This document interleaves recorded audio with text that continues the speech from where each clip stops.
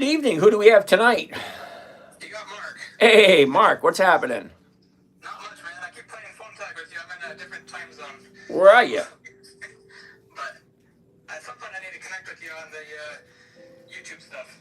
Oh, where are you? I'm out of Idaho. People actually live there? Yeah. Wow. Unfortunately, a lot more live here than there used to be. So. I thought it was a rumor. A vicious rumor. Oh, Mighty Midge has showed up. What's something you wish someone told you in your 20s? Ooh, that's a good question. All right, what do we have? What do we have? What do we have? All right, so that's ready. That's ready. That's ready. That's ready. That's ready. That's ready. That's ready. And that's ready. And this is ready. I have no excuses left. We're all ready to go. Good evening, everyone. My name is James. This is Dividend Stock Talk, brought to you by the 10-Minute Trader, where I invest in dividend stocks looking for a simple, safe, predictable, consistent 1% per week. Yes, yes, yes. All righty, let's get started. It is Thursday, the last day of July, which means tomorrow starts the first day of the second month of the third quarter. All right, well, let's see what happens.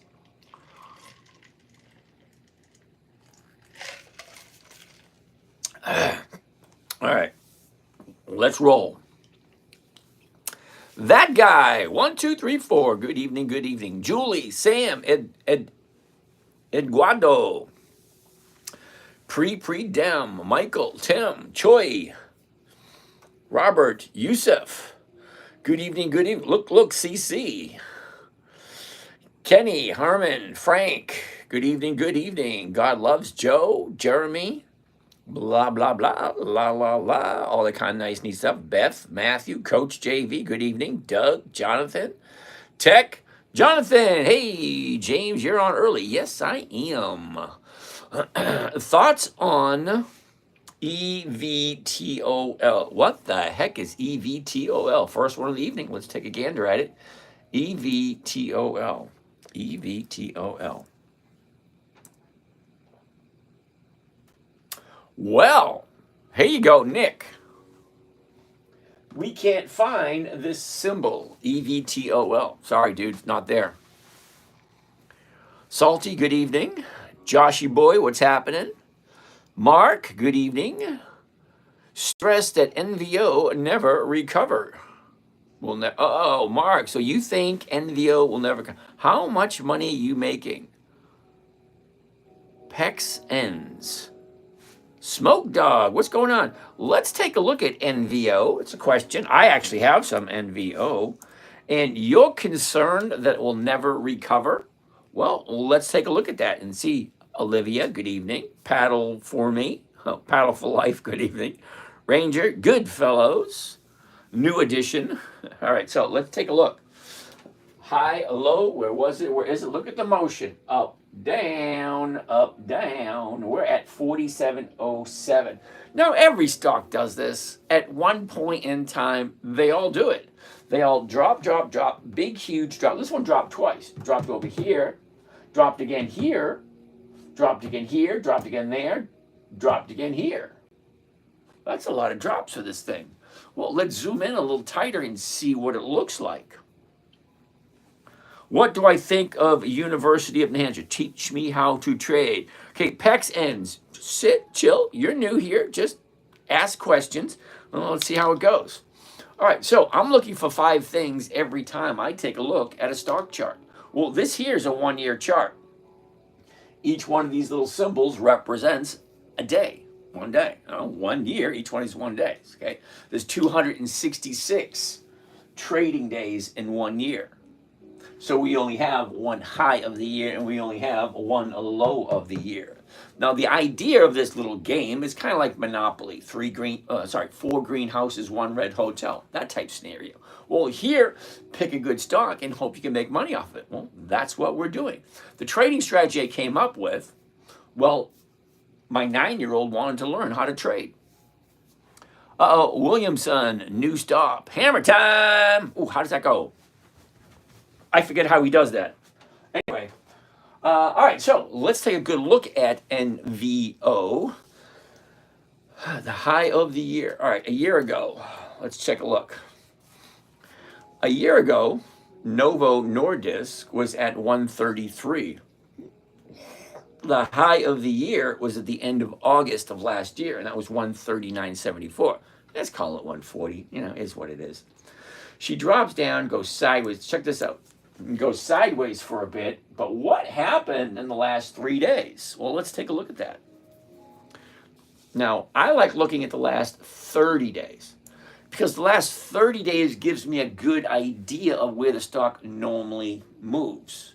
Well, normally, because you get 30-day high, drops down, finds a new 30-day bottom. Now, usually when a stock drops like this, it's going to find a bottom and it's going to keep going down until it finds that bottom. Who knows where it is? So here's the funny thing. Now, crip walk. Yeah, I can't crip walk, dude.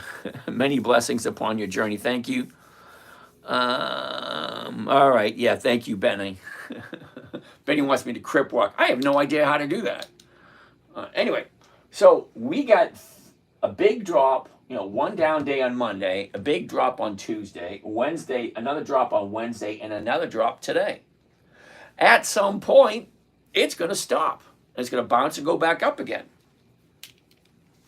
Kitty, I'm not sure how it works, but I want to ask. May I let you set up something for me, and I'll pay you for helping me trade, and I'll give you a percentage. Lovely. So send me your number. I'll give you a buzz, and we can chat about the details. Snow Wolf, what's happening? Little Love Me, phone died. Okay. No idea what that means, but all right. Now, Nick wants to take a look at some interesting stocks. Nick, we'll take a look at that in a little bit, but hold tight. We're going over NVO. So here's the thing with NVO. Like any company, they go up, they go down. Some things happen in the news, and this happens. Okay? Now this, Tuesday, Alexa, skip. I cannot skip for this stream. Oh, lovely. Okay, so this right here was caused by the market maker. Now, we all know who the market maker is. He's the person you buy and sell from, because you can't buy and sell from anyone else except for the market maker. Sorry, that's his job.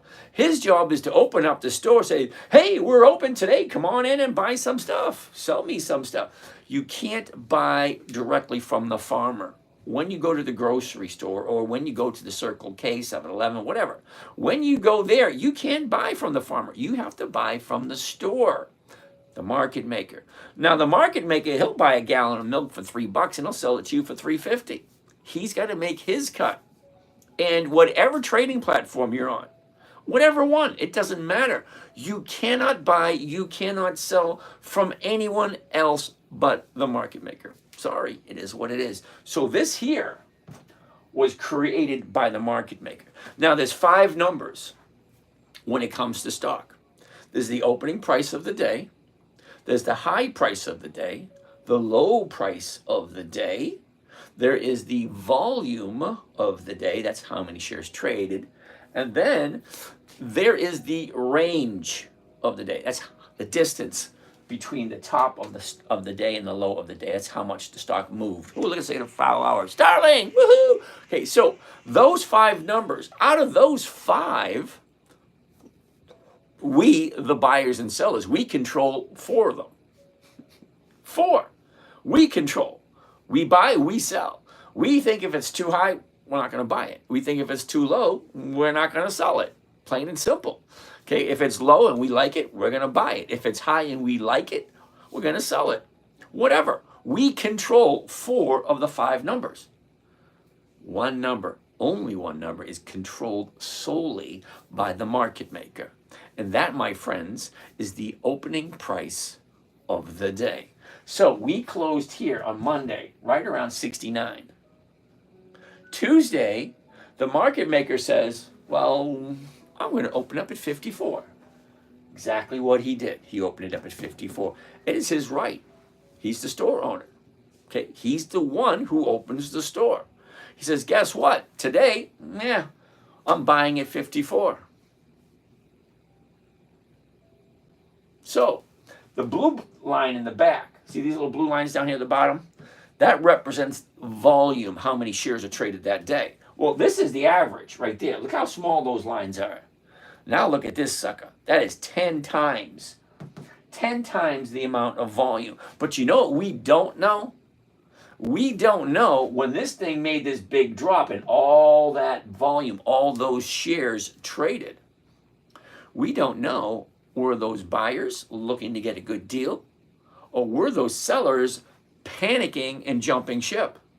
Anytime a stock moves, someone's panicking and someone sells at a loss. Just human nature. They think the world's going to end, so they sell and they take whatever they can get. Whether or not they bought it up here at like 72, and now the market maker says, I'm going to start selling at 54. If you bought it in the first place, why would you change your mind on something you bought? You consciously made the decision. All right, I like NVO. Great, I'm going to buy me some. Well, I bought some, and mine are somewhere at the, I think, 64 area. Okay, because I've had it for a couple of weeks. It might even be at the 70 area. I don't really remember. I got too many to keep track of everything off the top of my head. Now, I'm like Einstein. Not saying that I'm as smart as him, but I mean, I'm like Einstein. He says, why should I clutter my mind with things I can easily look up because they're written down somewhere? Trust me, I bought it. I know I bought it. As a matter of fact, it is written down somewhere. So why do I have to remember what I bought it for? I want to free up my mind for other things. Okay, so yeah, it's written down. Now I don't have to clutter my mind with it. Yeah, so I own some, and it dropped. Now, do I really care that it dropped? Not really. It bothers me just a smidge because it adds one little twist to my trading. Okay, so up here, I had no problem selling the 68, 70, 69, 70, 71, that area. I had no problem selling that option against it because it's right around the area where I bought. But when she drops down here, well, now I have to sell options down in this area, which opens up to some risk. And I don't like risk. So, don't get me wrong, I'm going to do it anyway because I want the cash flow to come in, and I do have a high risk tolerance as opposed to some people. That being said, we're currently at 47. So more likely, I'm going to be looking at the 50s, 51, 52 area. That's what I'm going to be looking at. Even though I bought in the 70s, 60s and 70s, I'm going to be selling the 50s or the 51s. Risk is your middle name. What was that? Risk is your middle name. Nothing wrong with that at all. But here's the thing. I don't mind the risk. I'm here every day, twice a day, once in the morning and once at night. So I got a good idea of what's going on. So it doesn't really bother me that much. Now, for those of you starting out, you might want to do things just a little bit different. Okay? Now, I have a couple pieces of advice, and I don't give tips. Number one, I don't tell people what to buy, what to sell. That I don't do. But the tips that I give is, number one, don't use real money until you're good at paper trading. Like, don't buy any real estate until you're really good at Monopoly. Same thing. Okay? Two, don't use margin until you understand the risks involved with it. Number three, never buy something you don't want to own long term. That's my rule number one, I believe.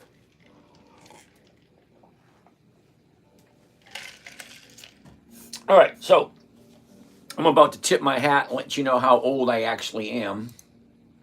I remember when they came out with such a thing called a seasonality chart. Now, a seasonality chart is kind of almost exactly what it sounds like. The seasons, winter, spring, summer, fall. Well, first quarter, second quarter, third quarter, fourth quarter. Now, we all know that winter is in the fourth quarter. We know that spring is in the second quarter. We know that summer's in the third quarter, so on and so forth. Or the second quarter, third quarter, whatever. Anyway, here is a seasonality chart. All the way to the left is January 1st. All the way to the right is December 31st. The end of the year. It's beginning of the year, end of the year. this blue line here, that represents the movement for this year. This year's movement, the blue line. Okay? This red line is 10 years of average movement. Average movements, that's 2015, 2016, 17, 18, 19, 20, so on and so forth. 10 years of data. Now, I can change it and look at 5 years if I want. I can look at 20 years if I want. I'm kind of curious, what does 20 years look like anyway?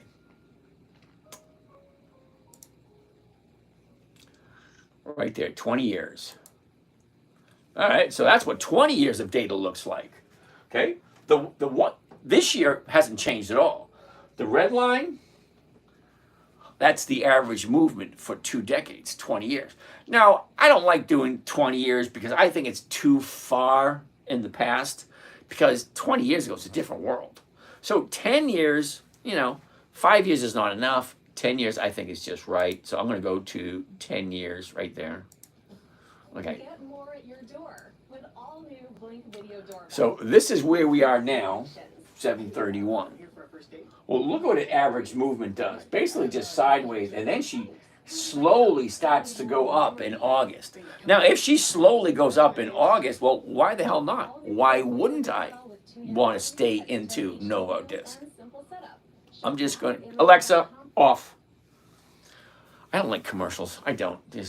Anyway, so I don't mind holding on to my Novo Disc, because after this crap right here is gone, the first couple of weeks of August, yeah, then she's going to start to rise. Now, it's not guaranteed. It just gives us an idea of what the stock normally does. Normally does this time of year. Ethan, thanks for that. Mazi, good evening. Alexis, good evening. Garrido. All right, so let's get out of there. Back to there. All right, so I'm not hugely concerned with the big drop. However, I will keep my eye on it, because as soon as it turns around, starts going back up, I might think about doing some dollar cost averaging. Because like I said, I'm up here in the 60, 70 area. And right now we're down here in the 40s, which dollar cost averaging makes it easier for me to sell it in the long run. Okay, which eventually I will. All right, so that being said, we're just going to sit and watch NVO. I'm not worried about it, and I'm not quite sure what you think. Orlando wants to take a look at UPS. The ups dudes, UPS. Same thing. Okay? 4 days to the downside. I'm not quite sure, Orlando, what it is you want me to say, because UPS is on my list. Now, when I say list, let me explain briefly what do I mean by list. Well, every week we check to see how many stocks are actually available for us to invest in. Well, this week it came up to, correct me if I'm wrong, I believe it was 10,246, or was it 10,146? I don't remember. Happens when you get older. Anyway, so that being said, what I'm looking for specifically is 2 things, and only 2 things. Consistency of profitability, UPS has that, and weekly options. Now, when I say I want weekly cash flow, actually it's one of my catchphrases. Dividend investing for weekly cash flow. That's what I'm looking for. Orlando, no drug company will do well. Drug prices will come down and less revenue for the company's monsoon. All right, Orlando, thank you. What do I think of Figma? I have no idea what Figma are. What is your background? Oh, rage bait. What is my background? It's an insignia. I believe this is a 55. And that's just one of those boards with letters on it. That's my background. I'm not quite sure that's what you were asking, but that's what it is. Anyway, what computer program is that with the graphics? AB, this is not a computer program. This is a trading platform. So if you want to buy and sell stocks, you want to buy and sell crypto, you want to buy and sell futures, you want to buy and sell Forex or whatever, You need a place in order to do that. Well, this is Charles Schwab's Think or Swim. Now, you can download it for free and use it for a while. Now, they do want you to give them a call and say, hey, I'm using your stuff. Eventually, they will like you to, bring your money over to there, give them your business. Kakaram, what's happening? Dark Eyes, quick question. Go ahead, shoot. All right. Karen TV says Novo Disc is going down. Oh my goodness. It took you all that time to figure that one out? I can get my 5-year-old grandson to say Novo Disc is going down.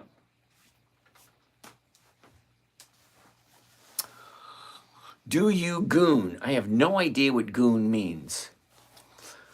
Hi, Osvaldo here. I haven't seen you considering the dividend payment date when selecting a trade. Ooh, good question. Orlando, Pfizer, Merck, etc. Drug companies, drug prices are and dividends in jeopardy. Moon goon. I have no idea what moon goon means. Enlighten me. What does moon goon mean?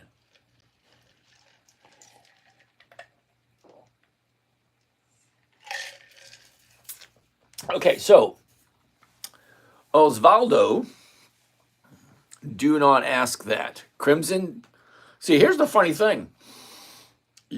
Someone is throwing a word at me. I have no idea what it is, and I'm asking what it is, and someone's telling me that I don't want to ask what that is.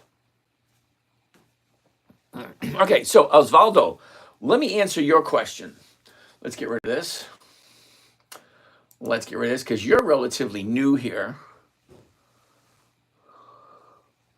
Well, I'm going to say, all right. All right, Osvaldo.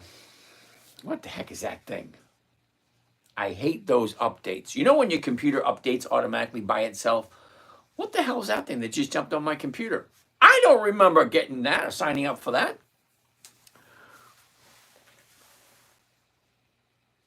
Oh, Moon Goon is one of the guys in the chat room.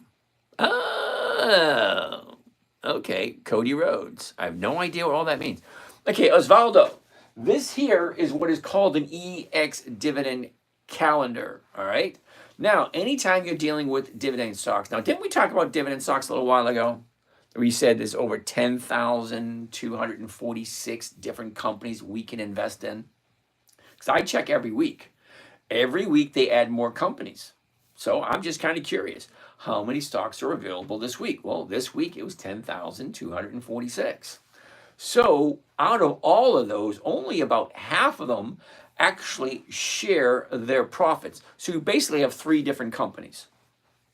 Company 1 is a private company, which very seldomly can we invest in. They're usually, private deals in the back room. Number 2 are those companies that take all of their profits, throw it back into the company for capital growth. That's those stocks you buy and then just shoot up and up and up and up and up. They take all the profits and put it back into the company for that acceleration, the accelerated growth. A lot of people like that. Well, the third company is a dividend stock company. Now, they take their profits and they divvy it up to all the investors. So, those are the only ones I like, because at my point in my life, now we all know we all go through phases in life. You have your infancy, your childhood, your adolescence, your teenagerhood, the young adults, and then your adults, and then your mature audience, and then you have your retired folks. Well, I'm in the final stage. I'm in the retired stage. So what my goal is going to be a lot different than a lot of your goals. So Osvaldo, I haven't forgot you. Sit tight for a second. So where I am now, I want cash flow because I'm retired, which means I don't punch a time clock anymore, which means my money has got to come from somewhere. Jesse, James W. the Fat, I have no idea what that means. So at this point in my life, I'm looking for cash flow because I need money to pay my bills. Now, argue all you want, at some point in your life when you retire, your money has to come from somewhere. And I've always got this, the new age. Well, why is it always about money? Because we are the only species on this planet that's got to pay to live here. We have to pay to live on this rock. Now, we weren't asked to come here. One day it was like, spank, wow, and we just showed up because mom and dad were, doing what mom and dads do. And we show up. Were we asked to be here? No, we just showed up, but yet we have to pay to live here. So depending on how you want to live, your money has to come from somewhere. And when you get to my age, you've got two choices and only two. Number one, you can take responsibility for your own money and do it yourself. Make your investments wise and whatever. Do it yourself, number one. Or number two, give up accountability, give it to someone else and let them do it for you. But I can pretty much guarantee that nobody has as much interest in your money than you do. So take your choice. Take responsibility, do it yourself, or give it to someone else to do. Nothing wrong with either one. Everyone is different. Everyone is on their own path. I'm just here to share what I do. I don't expect anyone to follow me. As a matter of fact, if you follow me, you got a couple screws loose because who the hell am I? I'm just some random guy on YouTube. There's only about maybe a handful of two of people in the audience that I've actually met personally. Because if I'm going to help someone with their investing and somebody wants me to invest for them, I have a requirement that is rather odd. Meaning, I will not take any. Now, I need you to all listen to this very, very, very closely. Okay? Because some of you will be scammed and some of you will be approached. So listen to the words coming out of my mouth. I'm going to say them slowly so you understand them. And I will enunciate and go slower so you can understand. Now, if and when I take money from anybody, I have a requirement that you are standing toe to toe with me. We look each other in the eye and shake your hand. I'm old school, terribly sorry. So if you get an email, a text, a WhatsApp, a Telegram, anything like that, say, I've got a great deal for you and only for you. Yeah, that ain't me. Sorry. I'm old school, and I'm telling you right now, you want me to invest your money? Great. You want me to help you out? Great. You come to where I am, or you fly me to wherever you are. We sit, we chat, we have lunch, and we get to know each other. And then sit overnight, think a day or two, and decide whether you want to get in business with me, and I'll decide whether I want to get in business with you. I don't make snap decisions. I don't take any money from anybody I don't know. Okay, so if you think you're having a nice conversation with me via email or via Snapchat or via whatever those other things are, yeah, that ain't me. Terribly sorry. There's about, as far as I know, there's at least 35. And I bless them every day. Thank you guys for copying all my shit. You know why? Because they're doing a great job spreading the word. Now, I can't help it if some people fall prey to them. I can't help that whatsoever. Okay, TikTok won't do anything about it. Neither will Google. They won't do anything about it because they are spending money and they are attracting people. So all I can do is say these words again. If you want help from me, I expect you to send me your phone number and I personally will call you. Personally, which means I'm not going to pass you off to someone on my team because guess what? I don't have a team. It's only me. This is not a business. This is just a hobby. I'm having fun and I am creating a video log for my children and my grandchildren. Because when I am gone, they're going to need something to learn how to do this. Because I've already decided many, many years ago, they ain't getting a penny of the inheritance until they can prove that they know what to do with the money. I'm a big beginner. I'm a big believer in self-education. All right, so Otavio, or Osvaldo. EX dividend calendar. Each one of these little green dots represents a company that is going to pay a dividend. And the reason why I prefer dividend paying stocks over any of the other companies,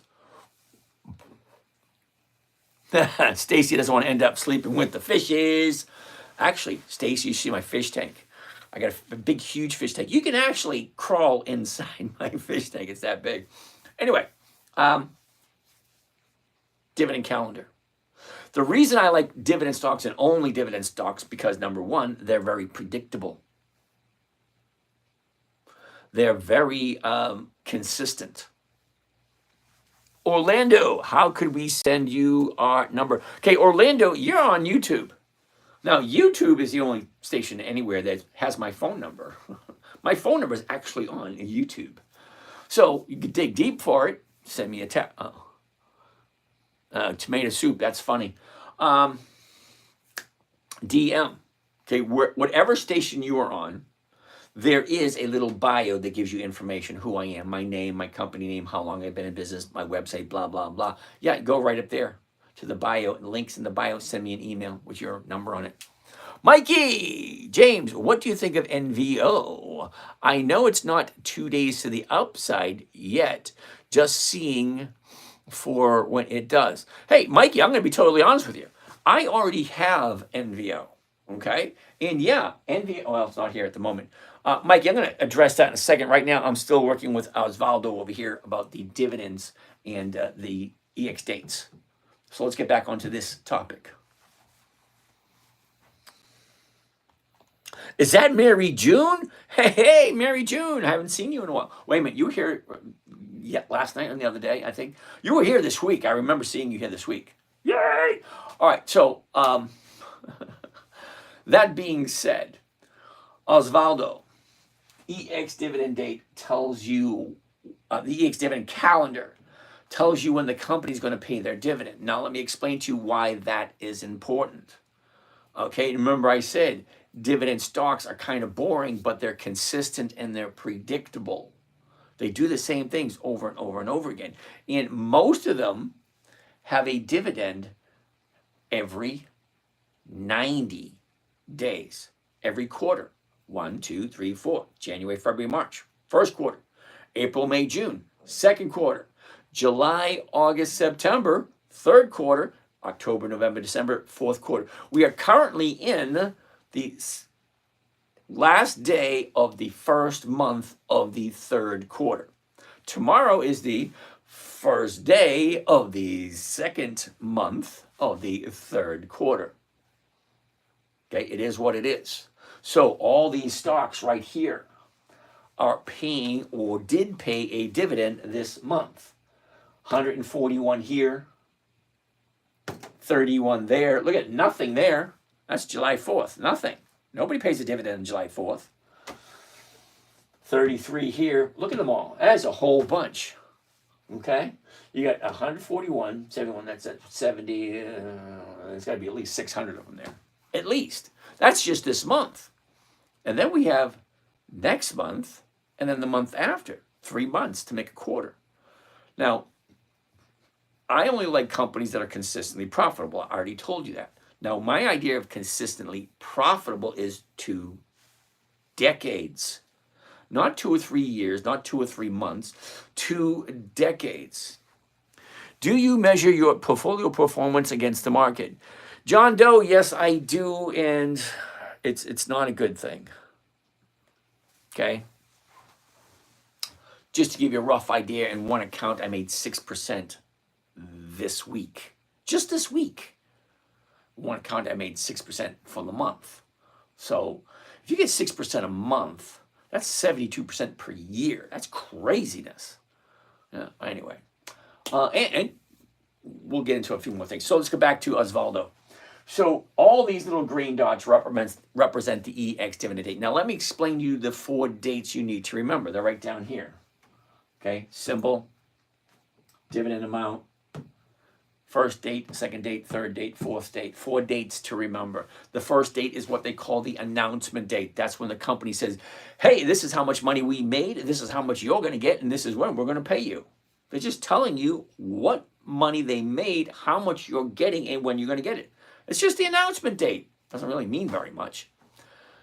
Date number 2 is the important date. That is called the EX dividend date. Simply put, it is the last day the stock trades before the dividend is paid out. So if you want to collect the dividend, you have to buy it before the little green dot, the EX date. Date number 3, the date of record. Whoever owns the stock on the date of record is entitled to the dividend. Date number 4, Gates. Gates is in the house. Woohoo! Date number 4 is what's called the payment date. We all know what that means. That's when, cha-ching, thank you. Okay, anyway, so that being said, Osvaldo, EX dividend calendar tells you exactly when a stock is going to pay the dividend. Why is that important? Well, for the stocks that I like, let me just show you a list of one of my lists. Okay, each one of these little green dots represents a company that has increased its profits for a quarter of a century, 25 years. 25 years of increased profits. Each one of these little green dots. This is just the month of July.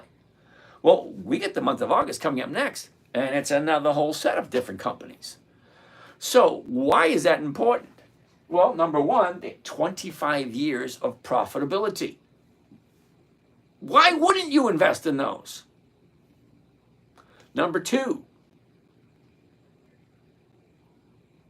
where was I going with that one? Number 2 is stocks just before the EX date have a tendency to increase in value. So think about that. I just gave you 2 huge pieces of information. What are you going to do with them? Number 1, the companies have been profitable for more than a quarter of a century. Number 2, just before the little green dot, the stock has a tendency to go up in value.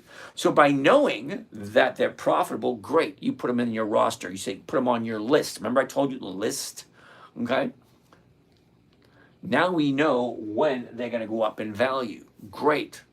Now, I say this all the time. If you knew a stock was going to go up and you knew a rough idea of the date when it's going to go up, what would you do with that information? I ask that question all the time. And almost every single person said, I'd buy the stock. There's nothing wrong with that answer. It's not the answer I'm looking for. Because if you buy a stock, you have to wait for it to move in order for you to make a profit. Thanks, James. I did not know it was monthly. Okay, thank you.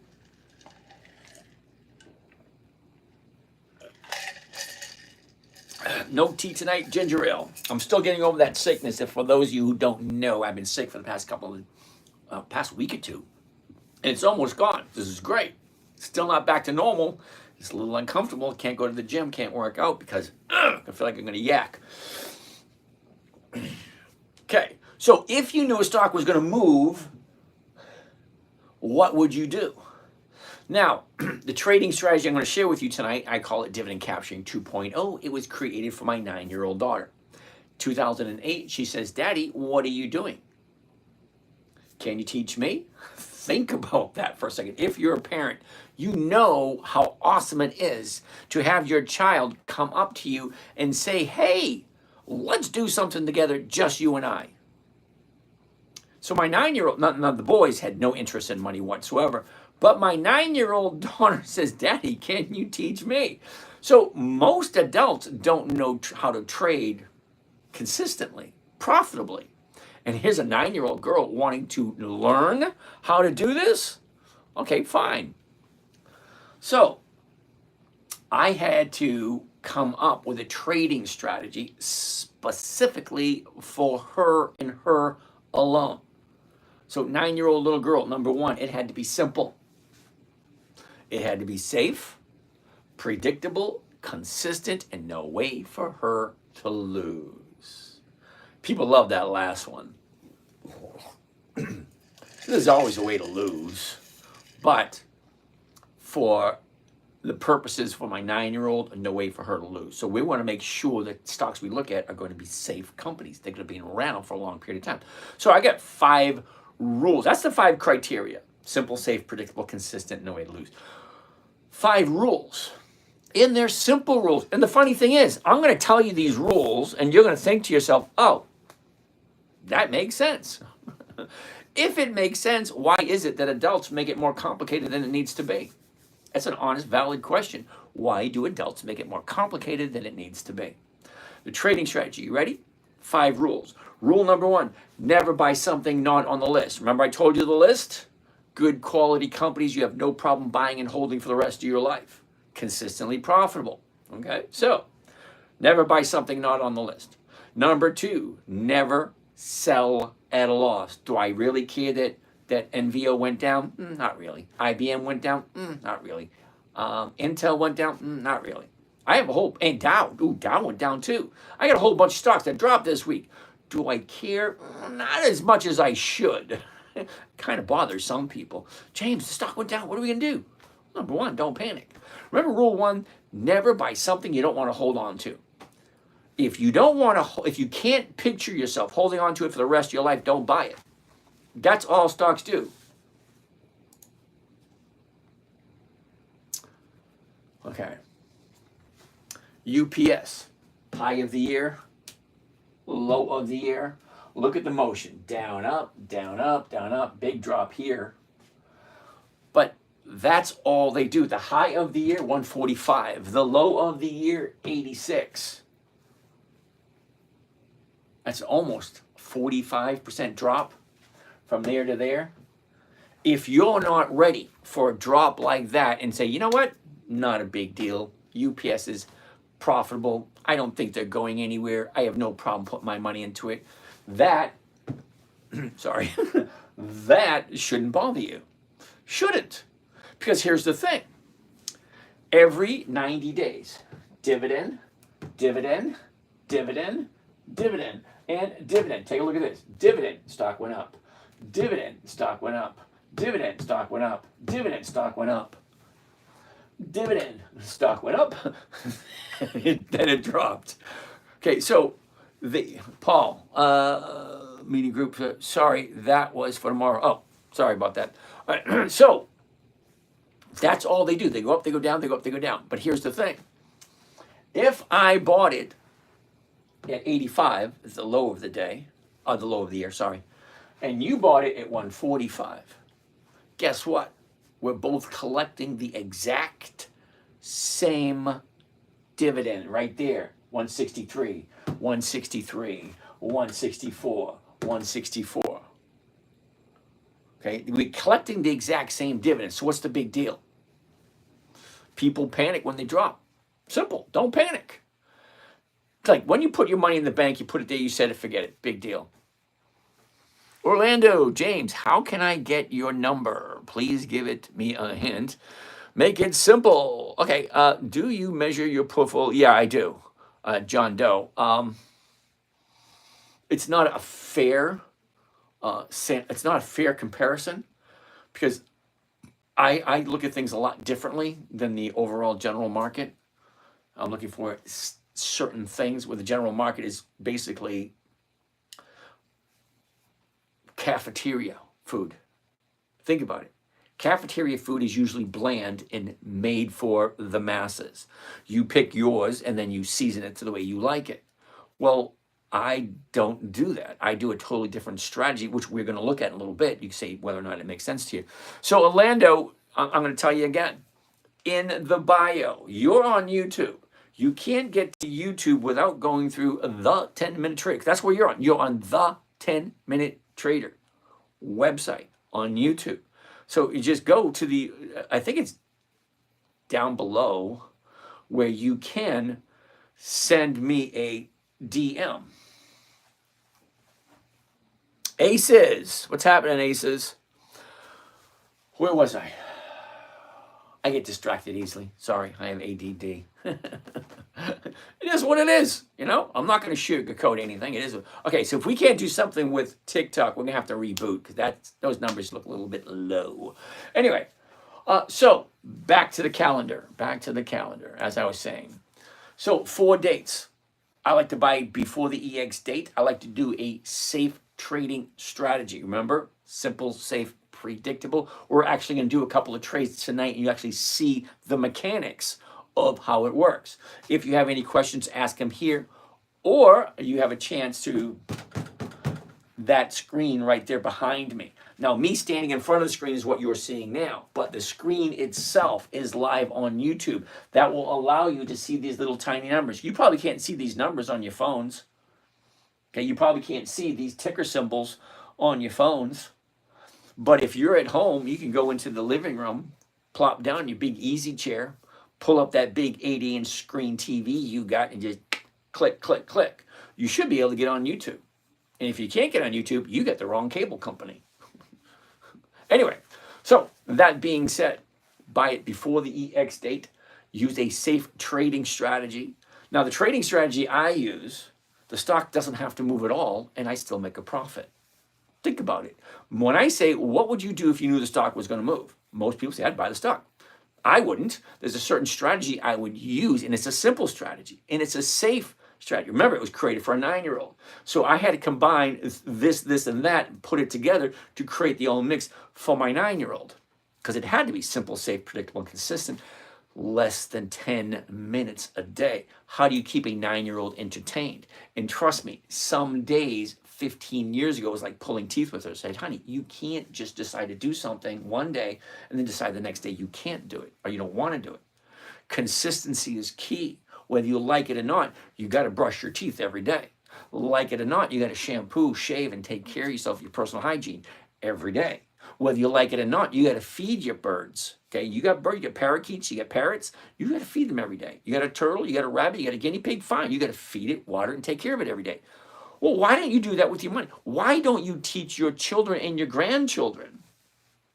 Out of everything that comes and goes out of your life, now money shouldn't be important. However, it is an evil necessity. You need it in order to live on this planet. All right, we just hit 49. So for you guys on TikTok here, we're going to cut this one here and then we're going to reboot.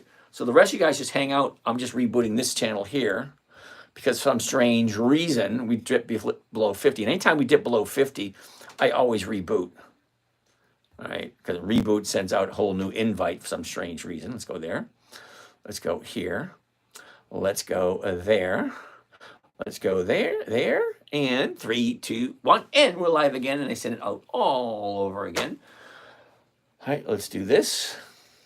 Let's do that. Let's do this. And let's do that. There you go. Now we're back live again. Not that bad. Rebooting is not that difficult. Okay, so as I was saying, build a list. Now, when I say build a list, there's over 10,000 different companies to choose from. The list should look something like this. Dividend Kings. 5 decades. That's a half a century. 50 years. Half a century of increased profits. Dividend Aristocrats. 25 years of increased profits. Dividend Champions. 25 years of increased profits. Dividend Contenders. 10 to 24 years, and then we're going to throw in Warren Buffett's list for the fun of it. That 5 list, that's my 5 list. Old money. Sorry, Mr. B. Spapa. All right, whatever. Old money. Well, I really don't care if it's old money and new money. It always spends the same. Green money is green money. Okay, if I go to Starbucks with a dollar bill printed in the 1950s, says 1954 down in the vintage date, I can buy whatever I want. Now, if I have a dollar bill printed in the 1990s, I can do the exact same thing. Old money, new money, I really honestly don't care. Green is still spends the same. Edinberto, I hope Asians save me from my scalp trading QCOM and evaluate the stock price. Elevate the stock price. Okay, whatever. Orlando James, do you sell cash secured puts? Every once in a while I do, but not mainly. Okay, so Osvaldo, I hope that answers the question when it comes to dividend stocks and the EX dividend dates. Knowing when the stocks are going to pay the dividend is ideal because it gives you a little tiny bit of an edge. Now, if you want to be successful, well, it's a good idea to have the odds and probability. Dirt Farmer, dude, how you doing? You need to have the odds and probabilities in your favor. So if you can stack as many odds and probabilities in your favor, you're going to be more successful.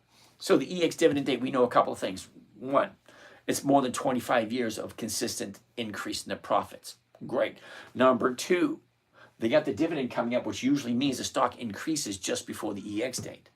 Just by knowing those two, we have an edge over everyone else. Okay. Number one, we know it's a good company. They've been consistently profitable. Great. We know that their dividends coming up, which means usually they go up in value. Best tutorial for Thinkorswim for covered call. Okay, Kvan, there are literally hundreds of videos that show you and walk you through what a covered call is. Simply put, you're buying a stock. Okay, once you own it, you can do whatever you want with it. Now, a covered call, once you own that stock, you have the ability to sell to someone else at a certain date for a certain price. And for that, they will give you what is called a premium. That is what I'm looking for, the insurance premium. Just get ULTY for 2% a week. Okay, freezing in Iowa. Okay, ULTY. I need to pick on someone tonight, so you just volunteered. So let's go take a look at how wonderful ULTY is. Okay, let's check this out. ULTY. Now, I don't like ULTY, and I'm going to tell you why I don't like ULTY. ULTY. Here we go. Are you ready?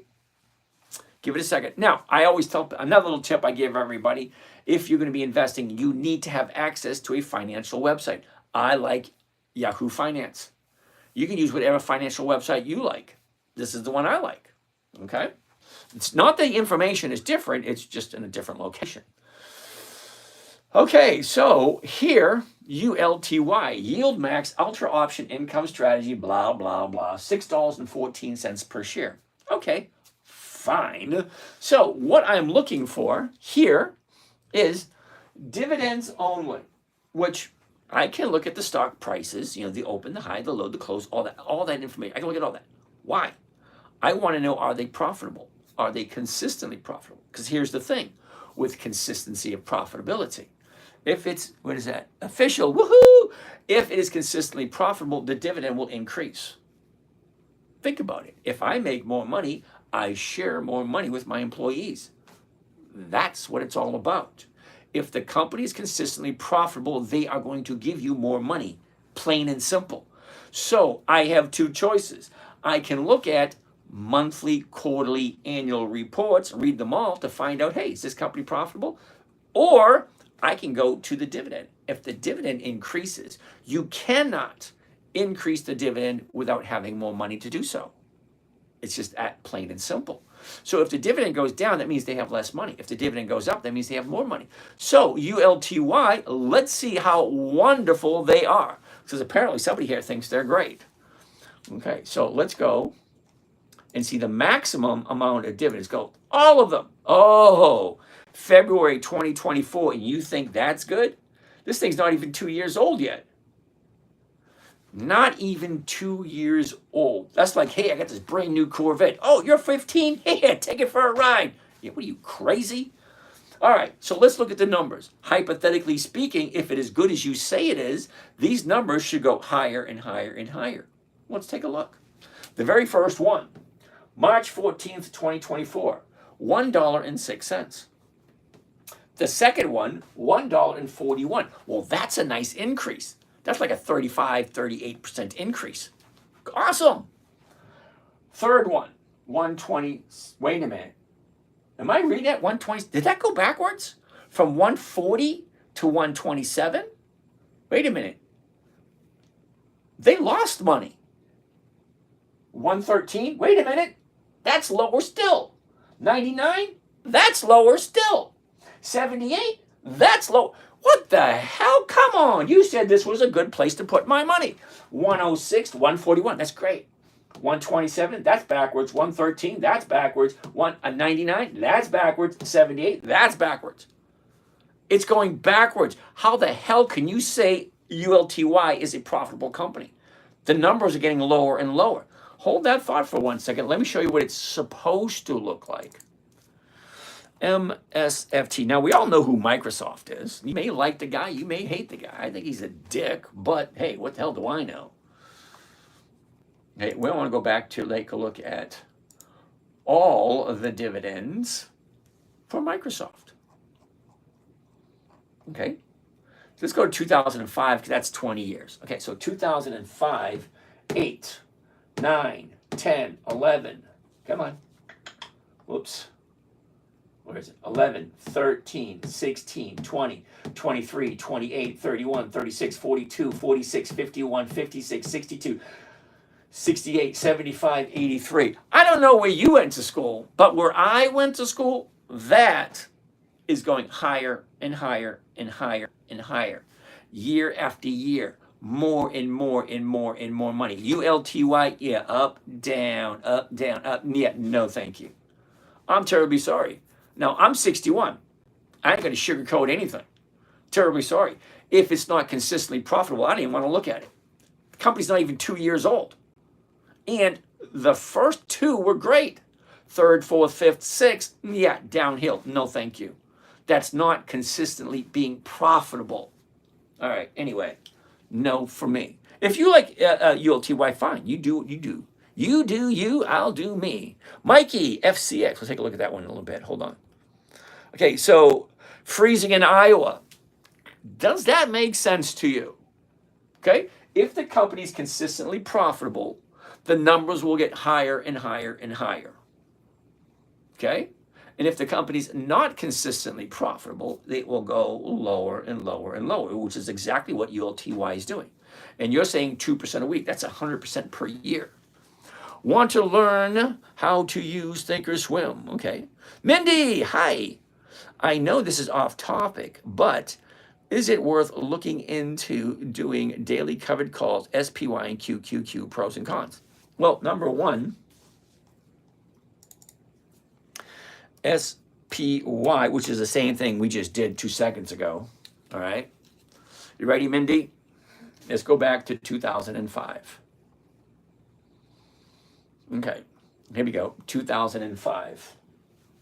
46, 48, 52, 67. Looks good. 51, backwards. 55, 57, 79, 55, backwards. Fighting for a call center recorded.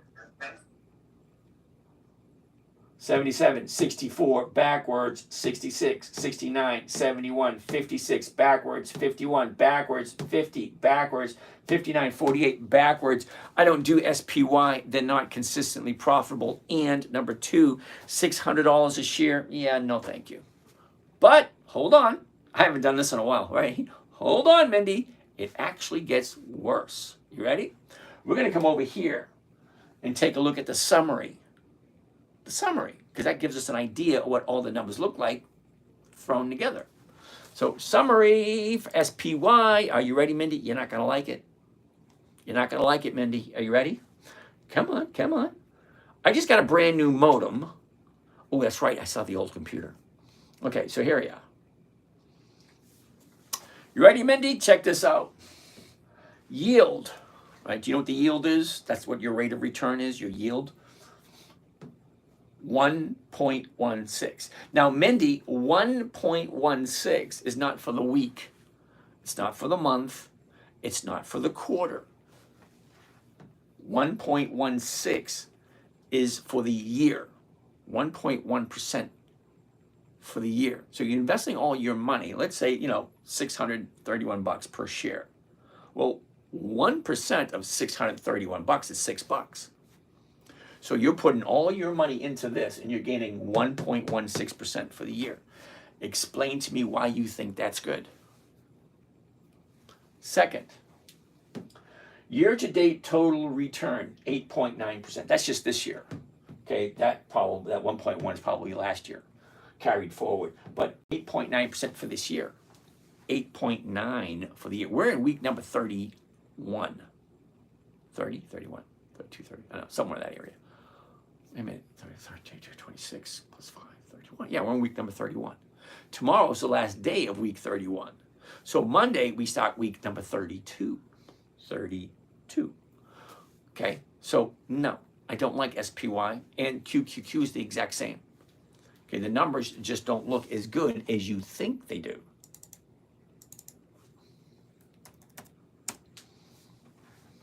Let's take a look at the Qs. 0.51. That's 0.5%. Okay, you're putting up $568 per share in the Qs, and it's paying 0.5% per year.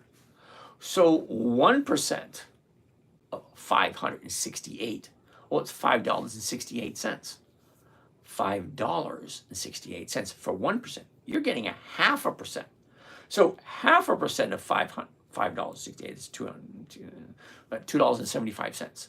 So you're putting $568, and a year later, you're getting your $568 back plus $2.75 for your 0.51% for the year.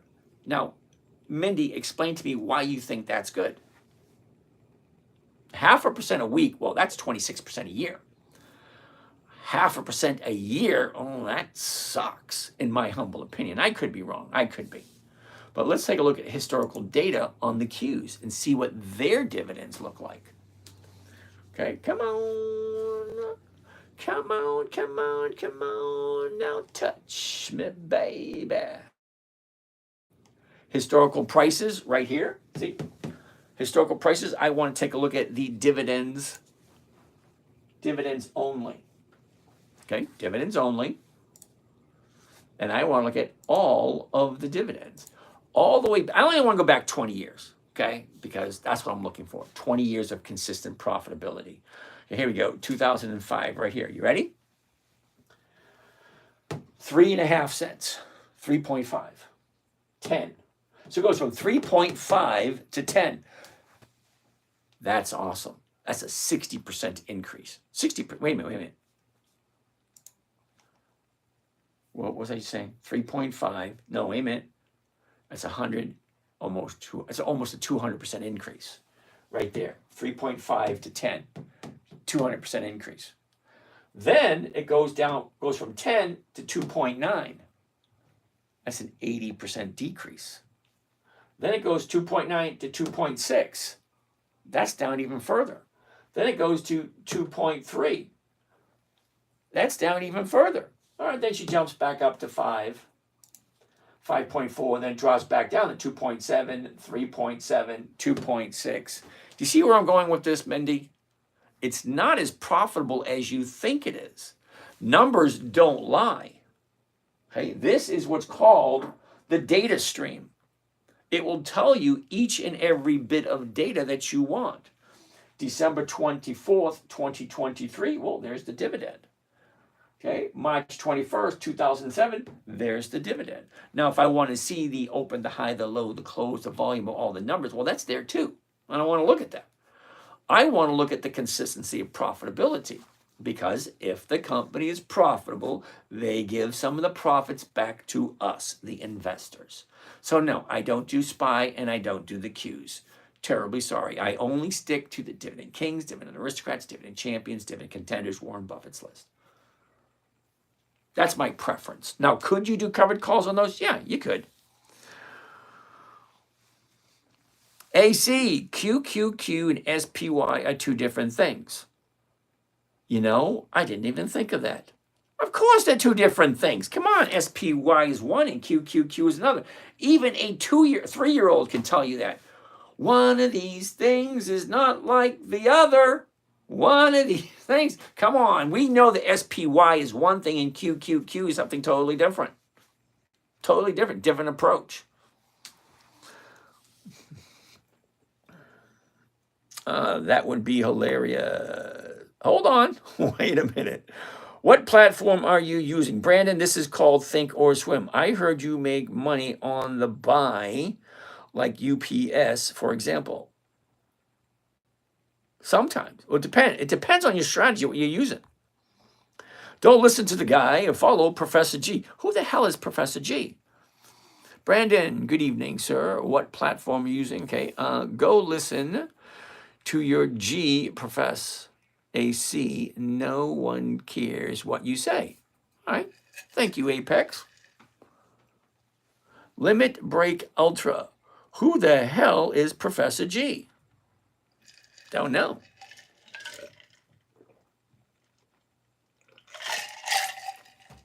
All right. I need a refill.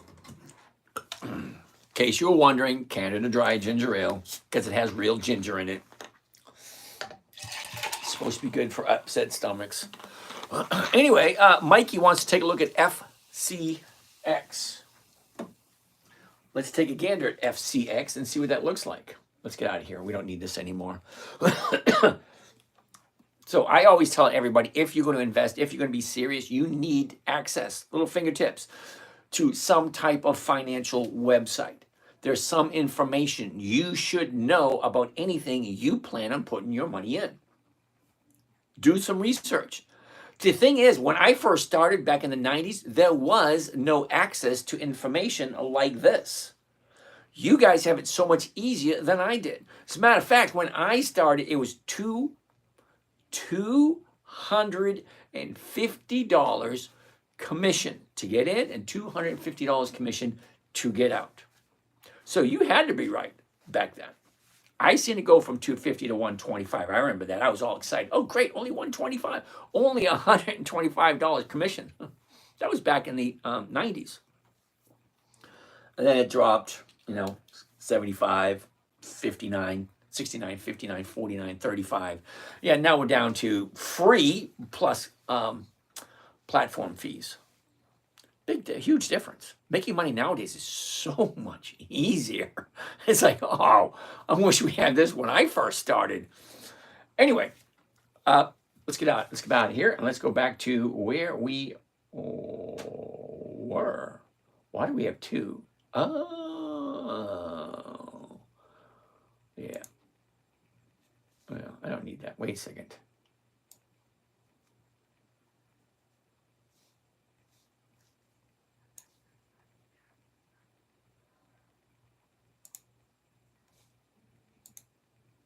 Whatever. Okay, so back to where we were. Here we are. And all right, what did we want to look at next? Mikey wants to look at FCX. Now, anytime I make any trades, I'm looking for. Now remember, I told you this was created for a 9-year-old, so it's kind of like paint by numbers. I don't know if any of you guys remember paint by numbers. 1 is red, 2 is blue, 3 is yellow, 4 is green, 5 is dark green, 10 is black, blah, blah, blah. Little tiny squares, and you paint by numbers. Well, it's the same thing. 1, 2, 3, 1, 2, 3, A, B, C. But first thing I want to do is the chart, the 1-year chart. It takes me 3 to 4 seconds to size up a chart, so whether or not I want to look at it. I'm looking for 5 things. Now, I can spot these 5 things in 3 to 4 seconds. Well, 2 to 3 seconds. It might take you guys 3 to 4. Let me show you. Ready? 1, the high. 2, the low. 3, where was it?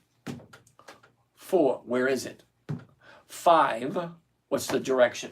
Up, down, down. See? 3 to 4 seconds. Do I want to look at it? Not really. Reason being, take a look at this right here. Here's your high. Here's the bottom. It's currently in a downward trend, but yesterday is the bottom. Today is one day to the upside. Now, every stock does the same thing. Argue all you want. Numbers don't lie. Down, up. Down, up. Down, up. Down, up. Down, up. Okay? That's what they do. That's what they do. They go down, they go up. Okay, so here's the high. It went down, it went back up. Now she's down here. Here's your new bottom. Today is one day to the upside. Look, went up, went up. One day to the upside today. I like 2 days to the upside. And then on the third day, if it continues to go up, then I will jump in on the third day. Now, that's my rule for me. You guys got to figure out what the rule is for you. Where do you decide to jump in? Because you've heard it over and over and over again. You make most of the money in the stock market buying low and selling high. Well, you can't get any lower than the low of the 30-day period, and that was yesterday. So there's a couple of questions you need to ask yourself. Number one, do I like this company? Wait, number one was, does it make sense? Number two is, do I like this company? Do I like this company at this current price? Well, this current price is 40.24. I like it at 40.24, but I'm not going to buy it at 40.24 because that's only one day to the upside.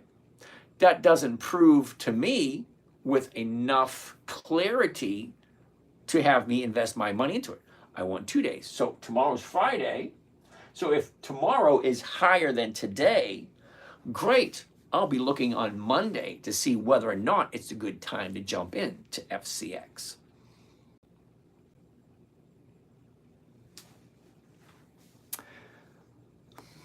So that being said, the big number 40.24, the 40s are going for 52. Not quite there. Oh, yeah, that's expiring tomorrow. This one right here. Oh, hell yeah. That's over 2%. If I wanted to jump into FCX, it's offering me 2% for 1 week. Oh, great. Bruno, what's happening? Greetings, my friend. Can we please see AMD? Advanced Micro Devices? Oh, hell no. Starbucks? Yeah, we'll take a look at Starbucks. But Advanced Micro Devices, I'm not a big fan, but we'll take a look at it.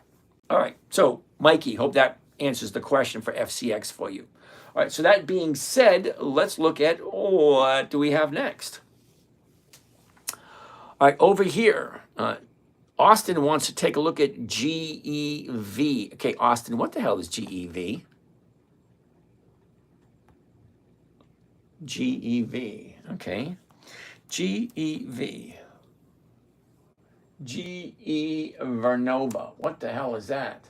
Oh, that's a hell no. Do you see how quick that was? That chart popped up and I said, oh, hell no. I don't buy at the high of the year. Why are you looking at something that's at the absolute high of the year? Never, ever, ever, ever, ever been there before.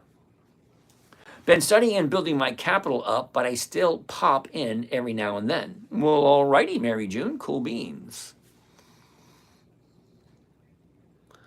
Sell after goes up, absolutely. Look at GEV and GE. So we just looked at GEV. That's going to be a hell no. GE, is that General Electric? Hell no, too. No, sorry. Austin, no, not, I don't buy at the high. It just doesn't make any sense. Buy low, sell high. Okay, I'm not saying anything new, nothing revolutionary. As a matter of fact, you want to hear a funny story? Here's a funny story. Austin, I can't tell you that. Austin, I know absolutely nothing about you. I cannot tell you in good conscience what to do. Okay, if you think you want to take that profit and say, thank you kindly, because guess what? Eventually, this will come back down because look. Oh, here we go. Watch this.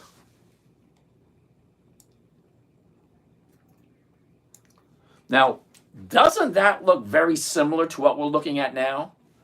Low, way up. It looks almost the same, doesn't it? Well, let's go a little bit further. What goes up must come down. See that? What goes up must come down. Now, I got a couple of funny stories for you. Now, some of you may or may not remember this, but we all know gold is what, $3,000 an ounce now, something crazy like that. Yeah, I get it. Good dividend. Wonderful. Okay. But here's the thing. When you sell for a profit, you take your profit, you can put in something else. When that stock comes down, as much as you love that stock, as soon as it comes back down again, turns around and goes back up, then you jump back in again. You take your profit, jump back in once she pulls back, and you get a little bit more profit. Take that profit, get rid of it. Once she finds a new bottom, turns around, goes back up, jump in again. So here's a funny little story. Now, some of you may remember this. Most of you probably won't. But back in the 1980s, gold was at like $250 an ounce. Or was that late 70s? And then she just jumped up from like $250 to like $800. It just like a rocket shot up. And they had the gold rush, gold frenzy. Everybody was taking their old jewelry and trading it in at $800 an ounce. Now, it sounds crazy at this point in life. But here's the thing.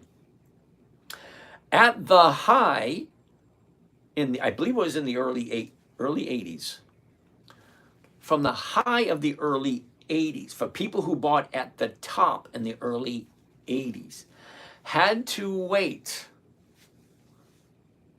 not one, not two, 3 decades to break even. 3 decades. So bought the stock at the high, or bought the gold at the high at $800 an ounce, whatever it was, I don't really remember. But it took 30 years, 3 decades for the stock to come back up to that level. 30 years. So you may like GE, you might like GEV, whatever the hell that is, but it's at the high. What happens if that happens again? If it drops and never hits it again for another 20, 30 years? Are you okay doing that? I got in at 187. All right, Boston. Austin, Boston. All right, so that being said, let's go on to the next one. Next. Is it pink, brown, or trying to smash? All right, whatever. The Money Guy Show is another YouTube channel. Time in the market beats timing the market. A lot of people say that. Paul, you know, every week at least 3 people tell me the exact same thing you're trying to tell me now. I need to flip my camera. See, if I flip my camera, Paul, you're looking at this. You ready? There you go. That's what you're looking at, Paul. Okay? If you think I'm technologically advanced and I know how to use all this stuff, no. I know how to turn it on. That's about it. I know how to turn it on and press go. That's about it. You want something technical? Yeah. You either come here yourself and fix it for me or just live with it. Okay? Now, I try to get my kids up here to help me with it, but they're busy.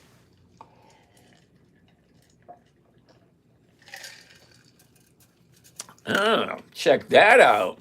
Austin's up 235% on GEV. Now, Austin, you do realize that means absolutely nothing to me because, number one, you didn't tell me how much you started with. Number one, you didn't tell me when you started. Okay, so you might be up 235%, 253%, and you could have gotten in 20 years ago. Well, that kind of makes sense. And that doesn't impress me at all. Now, if you got in last week, well, that doesn't impress me at all either. Where's your consistency? Okay, what else have you done? See, people love showing, hey, I made a lot of money on this one company. I'm not going to show you the ones I lost on because that doesn't look as good. Well, I share all my trades. I share the winners and the losers. I get 7 accounts. I share 3 of them publicly. You guys can take a look at the trades that I do on a weekly basis. As a matter of fact, I have a morning trading group. You guys actually watch over my shoulders while I trade. And they can ask whatever questions they want. That's part of the service that I offer. All right, I jump in here from Instagram because on Instagram it pauses sometimes. Yeah, Bruno, I see that. I don't know how to fix it. Okay, because the modem, the modem and the router are brand new. No, I can't say brand new. They're at least 3 months old. I got them brand new 3 months ago. All right, and it's literally 6 feet right over there. There's no walls in between. There's no lead shield. Batman and Superman and Captain America aren't there shielding the information from getting from one to the other. No, it's 6 feet and nothing's in between. So why is it not connecting? Why is it keeping stuttering? I have no idea. Okay. UPS. Doug Greer looked at UPS. Oh, I haven't looked at Apex. I haven't looked at Estee Lauder in a long time. Holy cow, Estee Lauder. Ooh, I remember Estee Lauder last year had that big, huge drop right there. How many of you guys remember this? That big, huge drop with Estee Lauder. We saw that and we jumped in on that because it's Estee Lauder, you know. But she kept going down, down, down, down, down. She turned around and we all jumped out and took our little profits. But if it's a company you like and everything looks good and you're okay with owning, I'm perfectly fine buying Estee Lauder and holding on to it. And not at this moment in time, because look at this. If you zoom into the last 30 days, what about that makes me want to buy it? 30 days ago is the bottom, shoots up, pulls back, now she shoots up again. It's at the high. I don't buy anything at the high. Never once have I ever heard anybody say, hey, Estee Lauder's at the high. Let's buy it and wait for it to go higher. Nah, no. I've never heard that one. All right, look, some more questions. What else we got? What can you say about prop firms? Ooh, I thought about doing prop firms. I did. But something about what they want me to do makes me feel like a trained monkey. You know what I mean? They want me to do this, want me to do that. I just prefer to make my own money. Your opinion on Amazon. Bruno, Amazon's not profitable. Okay, they don't have dividends. And you can ask Jeff Bezos. He even says, no, we're not profitable. We've never been profitable. They have a lot of business and a lot of cash flow.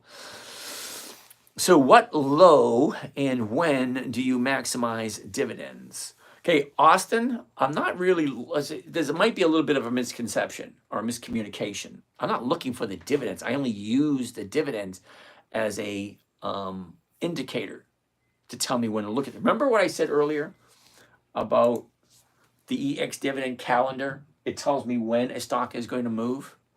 So if I'm looking at the calendar and it's telling me, hey, Caterpillar is paying a dividend in 2 weeks. Oh, great. I will take a look at Caterpillar. Okay, what's the high, what's the low? What is the flow? What is the flow looking like? What are the buyers and sellers doing? Because we create all this bullshit. The market maker, he creates the starting line. He draws a line in the sand, takes his starting pistol and say, go, open for business. That's what the market maker does.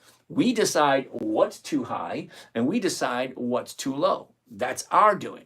The market maker, he just starts the race. So the dividend over here on the calendar, that tells me when to start looking at the stock. When I start looking at the stock, I want to see what is the motion. What are the other buyers and sellers? You know, what are you and I doing about that stock?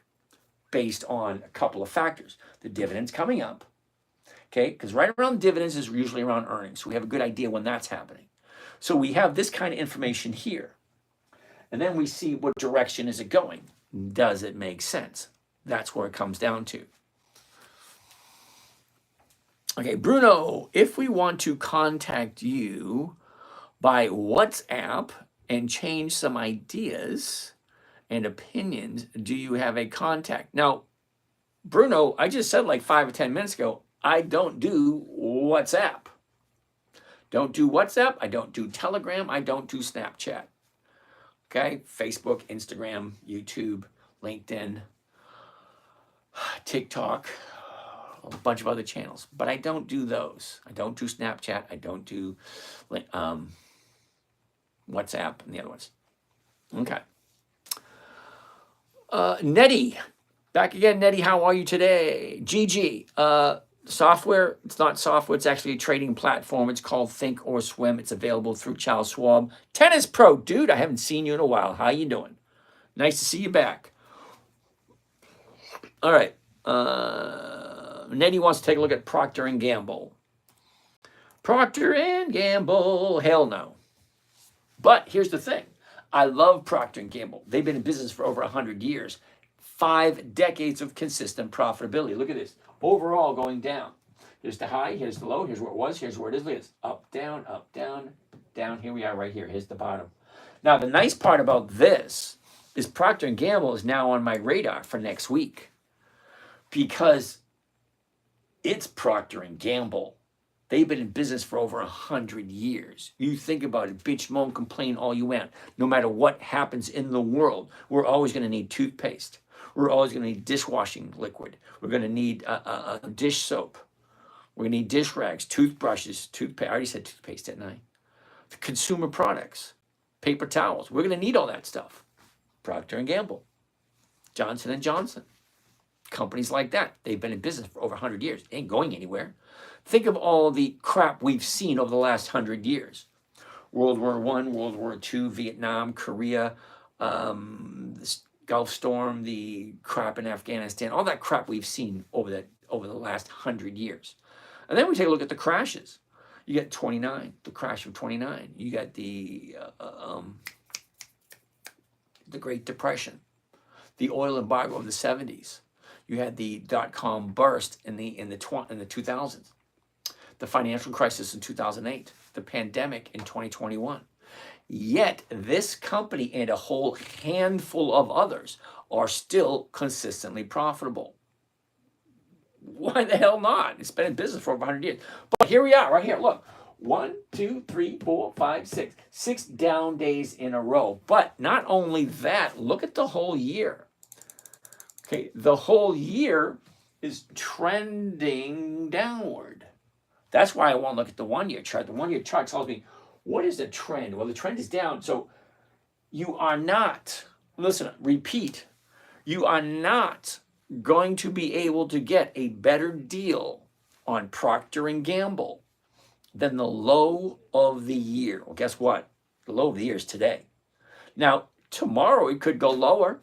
Monday it could go even lower. And Tuesday it can go lower. Lower. Okay. But eventually, this thing is going to stop, turn around, and go back up again. That's the point you want to keep your eye on. So tomorrow, maybe. Monday, maybe. I want 2 days the upside. So even if tomorrow is 1 day up, Monday would be the second day up. So Tuesday would be the earliest for me to jump into Procter & Gamble. But that's me. If you want to take the gamble and say, hey, I think today is the bottom of the year and jump in tomorrow morning, you could do that if you wanted to. I don't look for the bottoms. I don't try to buy at the bottoms. I look for them to tell me where they're going to bounce. See, bounce there.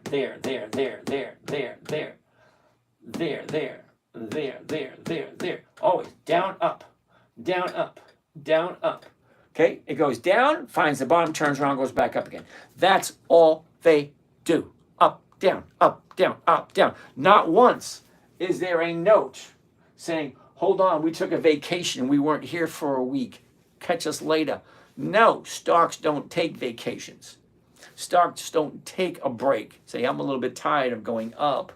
Let me take a rest and go down for a little bit. Catch me in a couple of months. No, stocks don't do that. They go up, they go down. That's it. That's all. Here's the bottom of the year today. Does that make sense to you? Now, I'm not giving you advice saying you need to buy this. Hell no. You got to make up your own minds.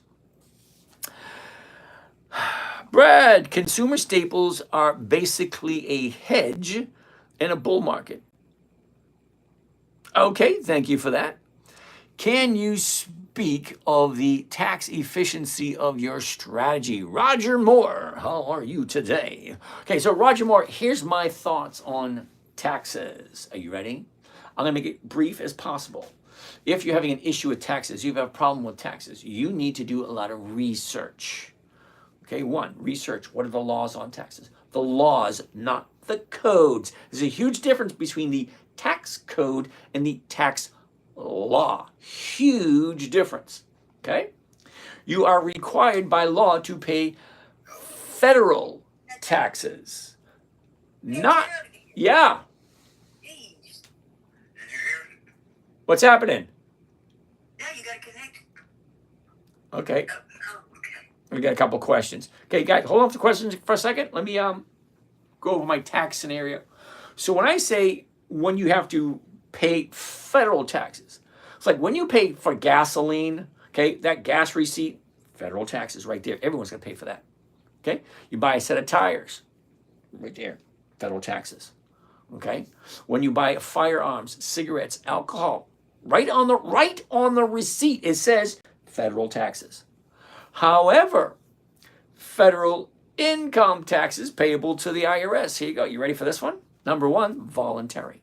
Number 2, any payments made to the IRS is considered as a gift. You don't believe me? Look in that big-ass freaking book, 2,500 pages. It's in there. Any payments you make to the IRS is to be considered as a gift. Number 2, if it's not in the Federal Register requiring you to do something, anything you are required to do by law in the United States has to be registered in the Federal Register. You go check out if the 1040 form is in the Federal Register. If it's not in the Federal Register, you're not required to do it. Now, I'm not giving you tax advice. I'm just saying, do your own research. But if you want to pay taxes, there's nothing wrong with paying taxes. Everybody needs to foot the bill for the Federal Reserve because, hey, they spend money responsibly for all the stuff that we have. I remember President Reagan coming on back in the 80s and says, every single penny you pay to the IRS goes to pay the debt of the Federal Reserve. Not a nickel goes to anything for the general public.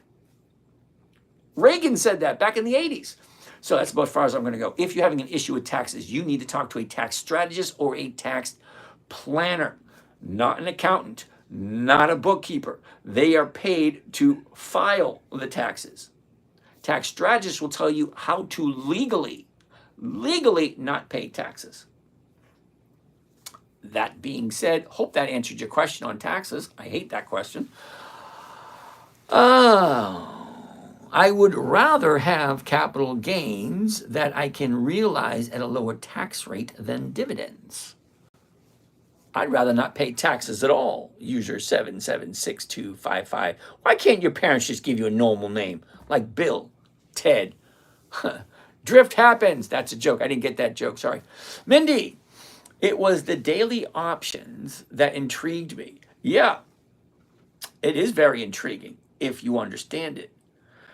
Cub fan, dividends are taxable.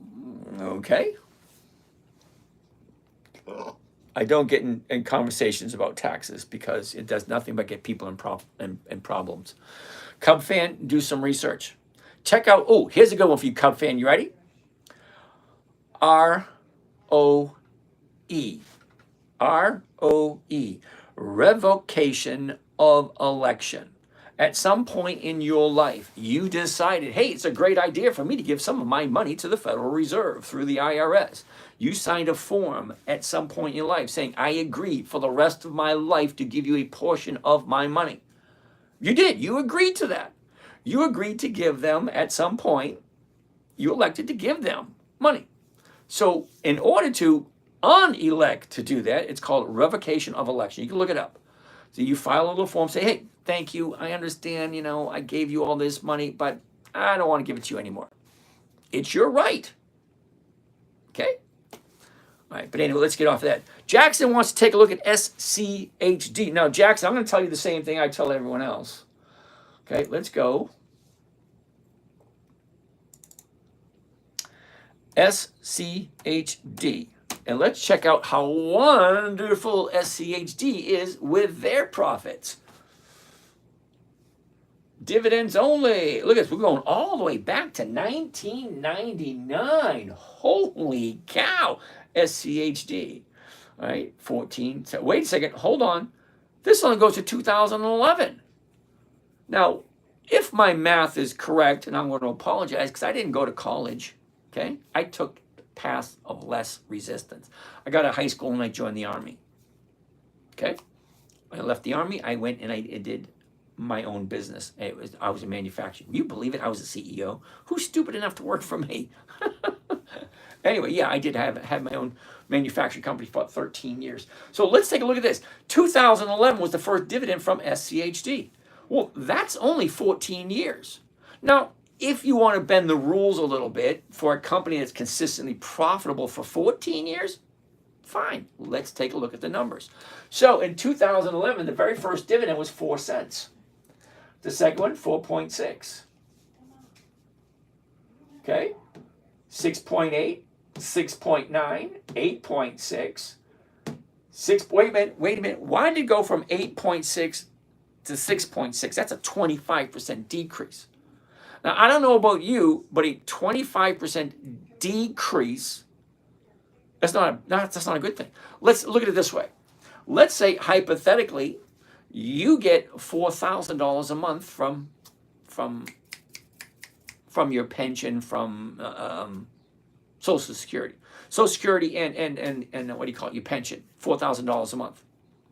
25% decrease is $1,000. So instead of getting $4,000 for the month, you're getting $3,000. Explain to me in a minute why you think that is good. As a retired person, I need what is called fixed income. So when it is at 8.6, and it drops to 6.6. That is a 25% decrease. So SCHD, not consistently profitable. But hold on, do a little bit more, but first I gotta fix this over here. This is one of those picture things. Prove you're real. Move the slide over to fit the puzzle. Right there, there we go. All right, so 6.6. 7.5, 7.7, 8.3, 8.2, backwards, not a huge amount. Oops, 8.2, 8.9, 8.4, backwards again. 9.1, 9, backwards again, not huge. 10, 9.9, 9, 9.9, 10.5, 10, 8.1, that's a 20% drop. 13, 10, another 20% drop. 11, 11.4, 11.5, 8, that's another 25% drop. 13, 12, 13, 11, 14, 16, 15, 14. There's no consistency here whatsoever. Jackson, no consistency whatsoever. But hold on. Hold on. It gets worse. Let's go to the summary to see how well they have done for the last year. Because the last year, the numbers are going to be right here in the summary. It's also going to give you an idea of the projection of what it's doing so far this year. Here we go, right here. Schwab, right there. Yield, 3.87. Well, it's a hell of a lot better than QQQ and SPY. This is 3.7%, 3.8. 3.8 for the year. Well, it's a hell of a lot better than the Qs. Remember, the Qs were only giving 0.5%, and SPY was giving 1.3 or 1.4, whatever it was. Well, this one's giving 3.8. But look at the yield year-to-date daily total return. Point. It's not even a full percent. It's 0.11. Like, what the hell are you thinking? Do you even check these numbers before you invest your money? I mean, seriously, think about it. It's offering you 3.8%. All right, you might like that idea. But so far this year, we're in July. As a matter of fact, tomorrow is August. So tomorrow, we're in August, and this thing's at 0.11 for the year. 0.1. Yeah, never mind. I was going to the next one. Next. Why would anyone invest in a bond that isn't a 20-year history of payouts? You're absolutely right. I'm going to agree with you 100%. Why would you invest in a bond that doesn't have 20 years of history payouts?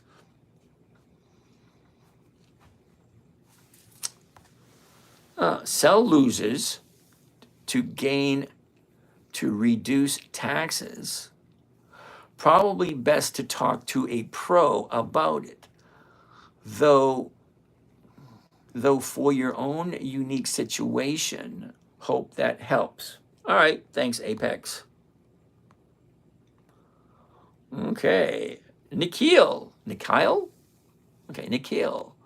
What is this? What is los? What is this man? I'm just some random guy on YouTube, dude. That's it. Don't pay attention to me. I don't know anything. I'm just here to say hi to my kids. Hey, guys, how you doing? Now, seriously, I am, okay? At some point in time, I'm no longer going to be here. But before my children can inherit anything from my estate, Bonnie, thank you. Before my children can inherit anything from my estate, there's going to be a huge amount of hoops to jump through. Okay, I didn't get anything from my parents. Okay, wait a minute, I can't say that. I ain't going to get anything from my father. I know that. My mother, well, she's going to take hers and spread it out through all 6 of us. So I'm going to get 1/6 of whatever my mother's estate is. Now, my mother was a single mother in the 60s and 70s and 80s. Okay? She doesn't have anything. Okay, I bought her a house back 30 years ago for $42,000. Okay, because she had enough money saved up. She said, find me a house that I can afford. So 30 years ago, I found her a house for $42,000, and she's been in that same house. And she's so happy there. She says, James, I'm so happy with my house. I can afford it on Social Security. She gets like $1,200 a month on Social Security, and she can afford the house that she's in. Fine. So I'm getting 1/6 of that, less whatever the mortgage is. And I got to share it with my brothers and sisters. It is what it is. I have to rely on what I came up with. What do I think about the ETF YBTC? Well, let's find out.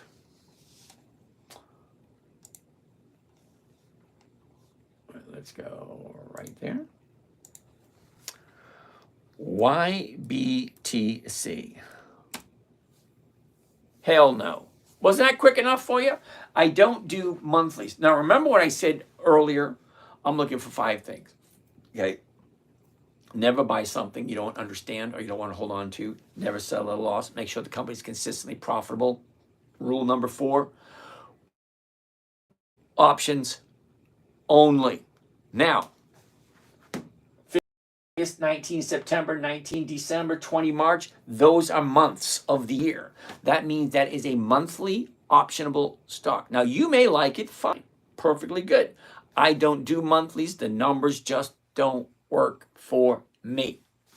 Okay, I'm looking for 1% every week. The only way you're going to get 1% every week with this company is to sit in front of your computer every day looking for a setup, a time to jump in, time to jump out, make your profit. You're trading your time for money. No, thank you. I did that years ago. It's not what I'm looking for. Kathy, how are you today? All right, let's keep on going. Victor, TTI. I have no idea what that means, Victor. Can you explain that? Because I got 6 channels going here, Victor. When you ask a question or you make a statement, you got to give me the full statement or the full question in order for me to actually be able to do anything with it. All right. So let's keep on going. So user 474341, blah, blah, blah. I'm going to call you Peter. Peter, ETF, YBTC. I don't do monthlies. It's going to be a no. That's a no. Marlon, how you doing? Big Kid, what's going on? Corona Blaze, Chase Willis, good evening. Phil, good evening. Tommy Gold, Health Wellness Guy. Nettie, just got the Thinkorswim today. Woohoo! Now, Nettie, if you're going to download Thinkorswim, make sure you download it onto a computer. Do not use the online version. Do not use the mobile app. It looks absolutely nothing like this whatsoever. I've tried it years ago, just a little clunky. When would you enter University of New Hampshire? Gene, University of New Hampshire, UNH. Was that United Health Group, something like that? I wouldn't. Think about it right here. Here's your high, here's your low, here's where it was, here's where it is. Look at the motion. Sideways, up, down. As soon as it stops, maybe. Okay, what I would like to see is this thing consistently profitable. UNH. United Health Group Incorporated.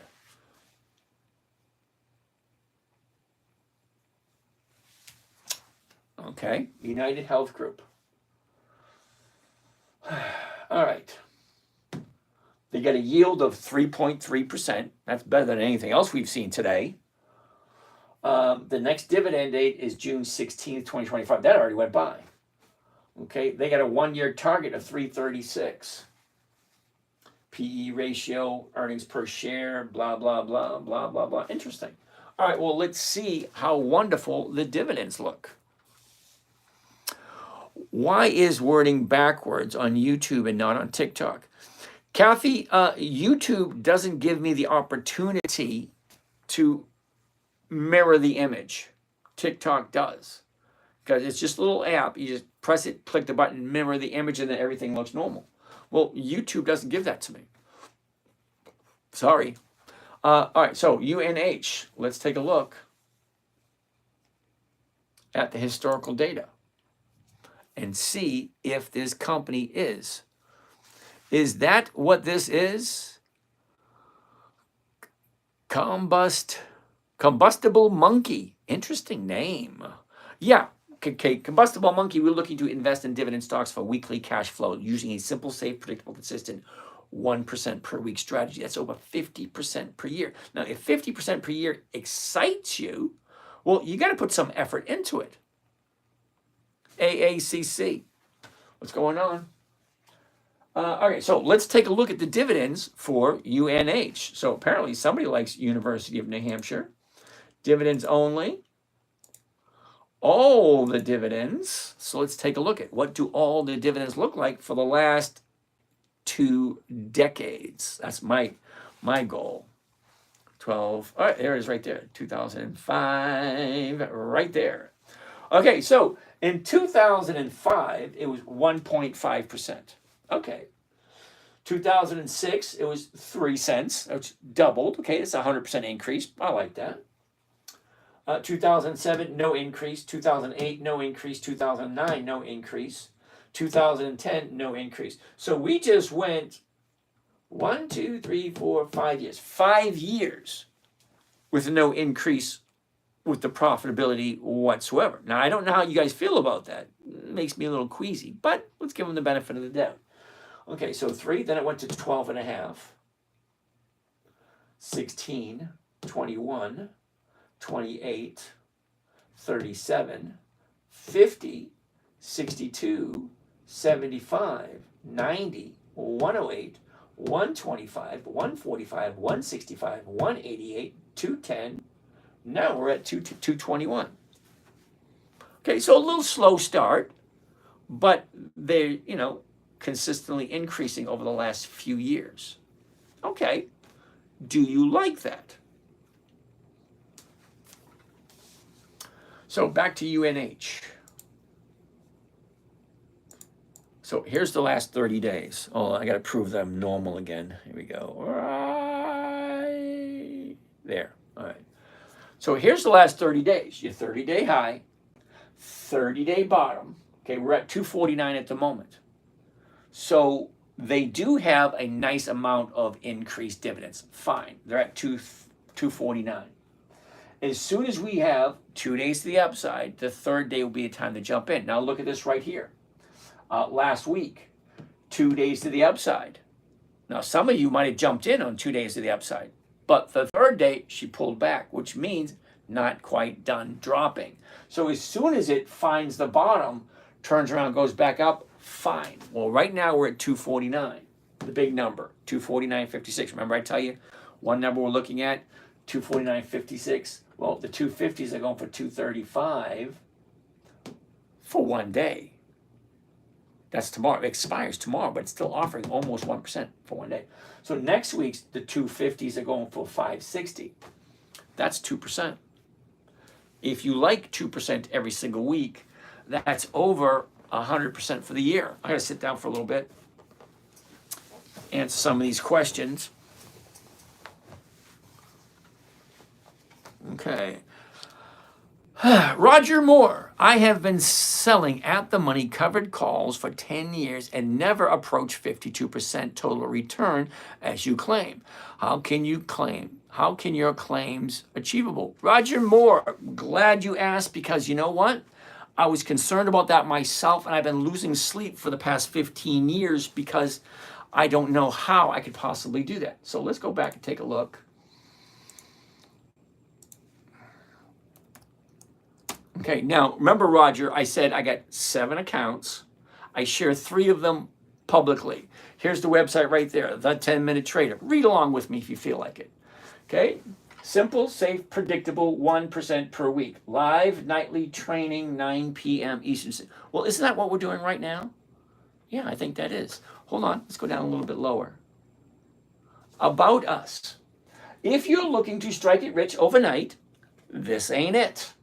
My main focus is simple, safe, predictable, and consistent 1% per week. That is over 50% per year. So I'm kind of on the same page with you here. Now, the video right there explains you no risk trading explained. You can look at the video yourself. Now, here's a good one for you. Investing your money shouldn't be difficult. Stop making it more complicated than it needs to be. Ooh, that sounds interesting. But that's not what you want, right? You want to look at this right here. So we're going to come up to the hamburger in the top right, top left, I don't know. Click on that right there. And the weekly trades for 2024, they're all there. The weekly trades for 2025, they're all there also. So let's take a gander at it, will we? Now, as you foresee, Roger, account 1, account 2, account 3. Now, account 1 151, 124. That's 151. So 1% of 151 is 1,500, right? Okay, keep that in mind. Account number 2, 143. Well, 1% of 143 is 1,400 a week. Keep that one in mind. Account number 3, 114. That's $1,100 for a week. Okay, so let's slide all the way down to the bottom so we can start looking at week 1, quarter 1. Okay, that would be at 16, 15, 14, 13, 12, 11, 10, 9, 8, 7, 6, 5, 4, 3, 2, 1. Here we go, right here. All right, ready, Roger? Here we go. Week 1, quarter 1, December 30th through January 3rd. Weeks, account 3, account 2, account 1. Each one of these, you can click on it. Bingo! There you go. Now remember, Roger, remember what I said? Account number 1 had $151,000, which is 1% of that, $1,500. Look at this, Roger. Zoom in really close and look at this, would you? 1/2/25. That's January 2nd. Well, let me go over this side so you can see me. Okay, 1/2/25. That is the date. 10/31/51. That is the time of day. That's the timestamp right there. Okay, calendar. Okay, hope you know what a calendar is. Okay, 10 contracts right there. This is the first one. Are you ready? X, US Steel, 32.50 call option. I bought this one, I sold that one, I got a credit of $1.58. Now, you may not understand what $1.58 is, but let me explain. $1.58 is $1.58 per share.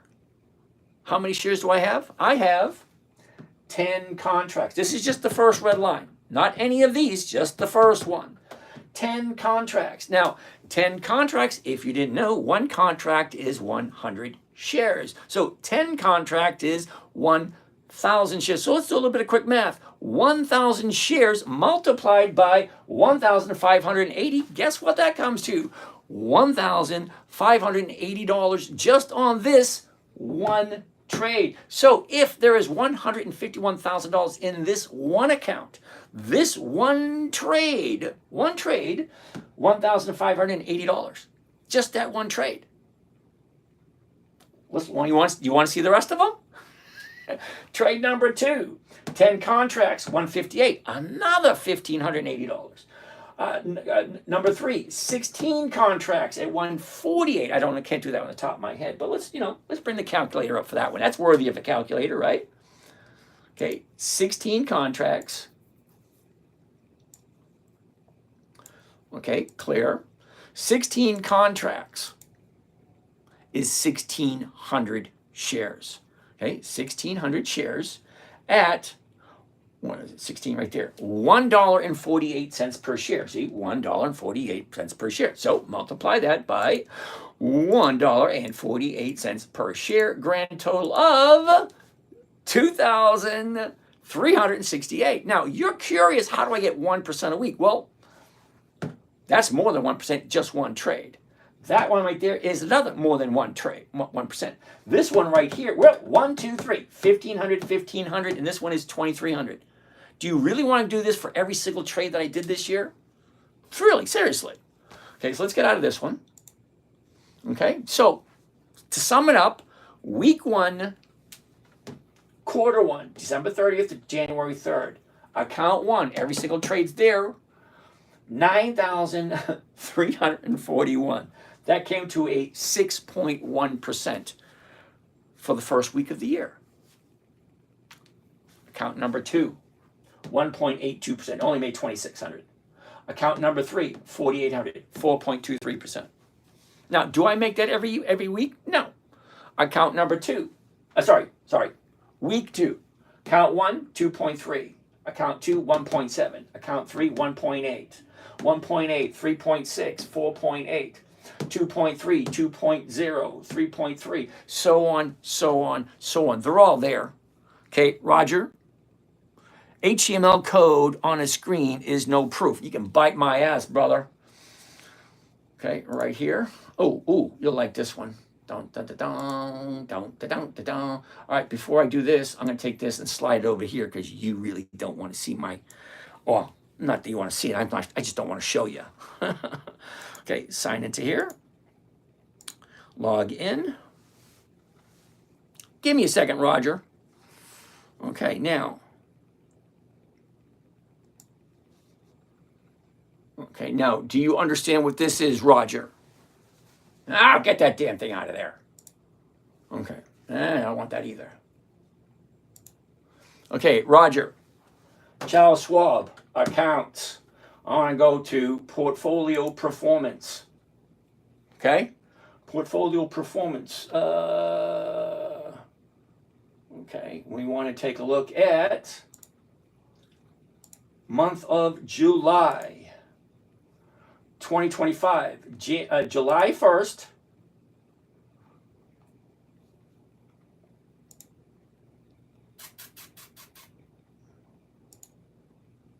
Okay. July 1st, 2025. See that? July 1st, 2025. Rate of return. July 1st, 2025 to July 30th, 2025. 6.7% for the month so far this year. Okay? I can do that every single month if you really want to see it. Okay? And it's not HTML code, brother. That is Charles Schwab, accounts, trade, research, blah, blah, blah. Here's the website right there. You can check it out yourself. Other than that, you can bite my, well, no, I won't say that. That's not a nice thing to say.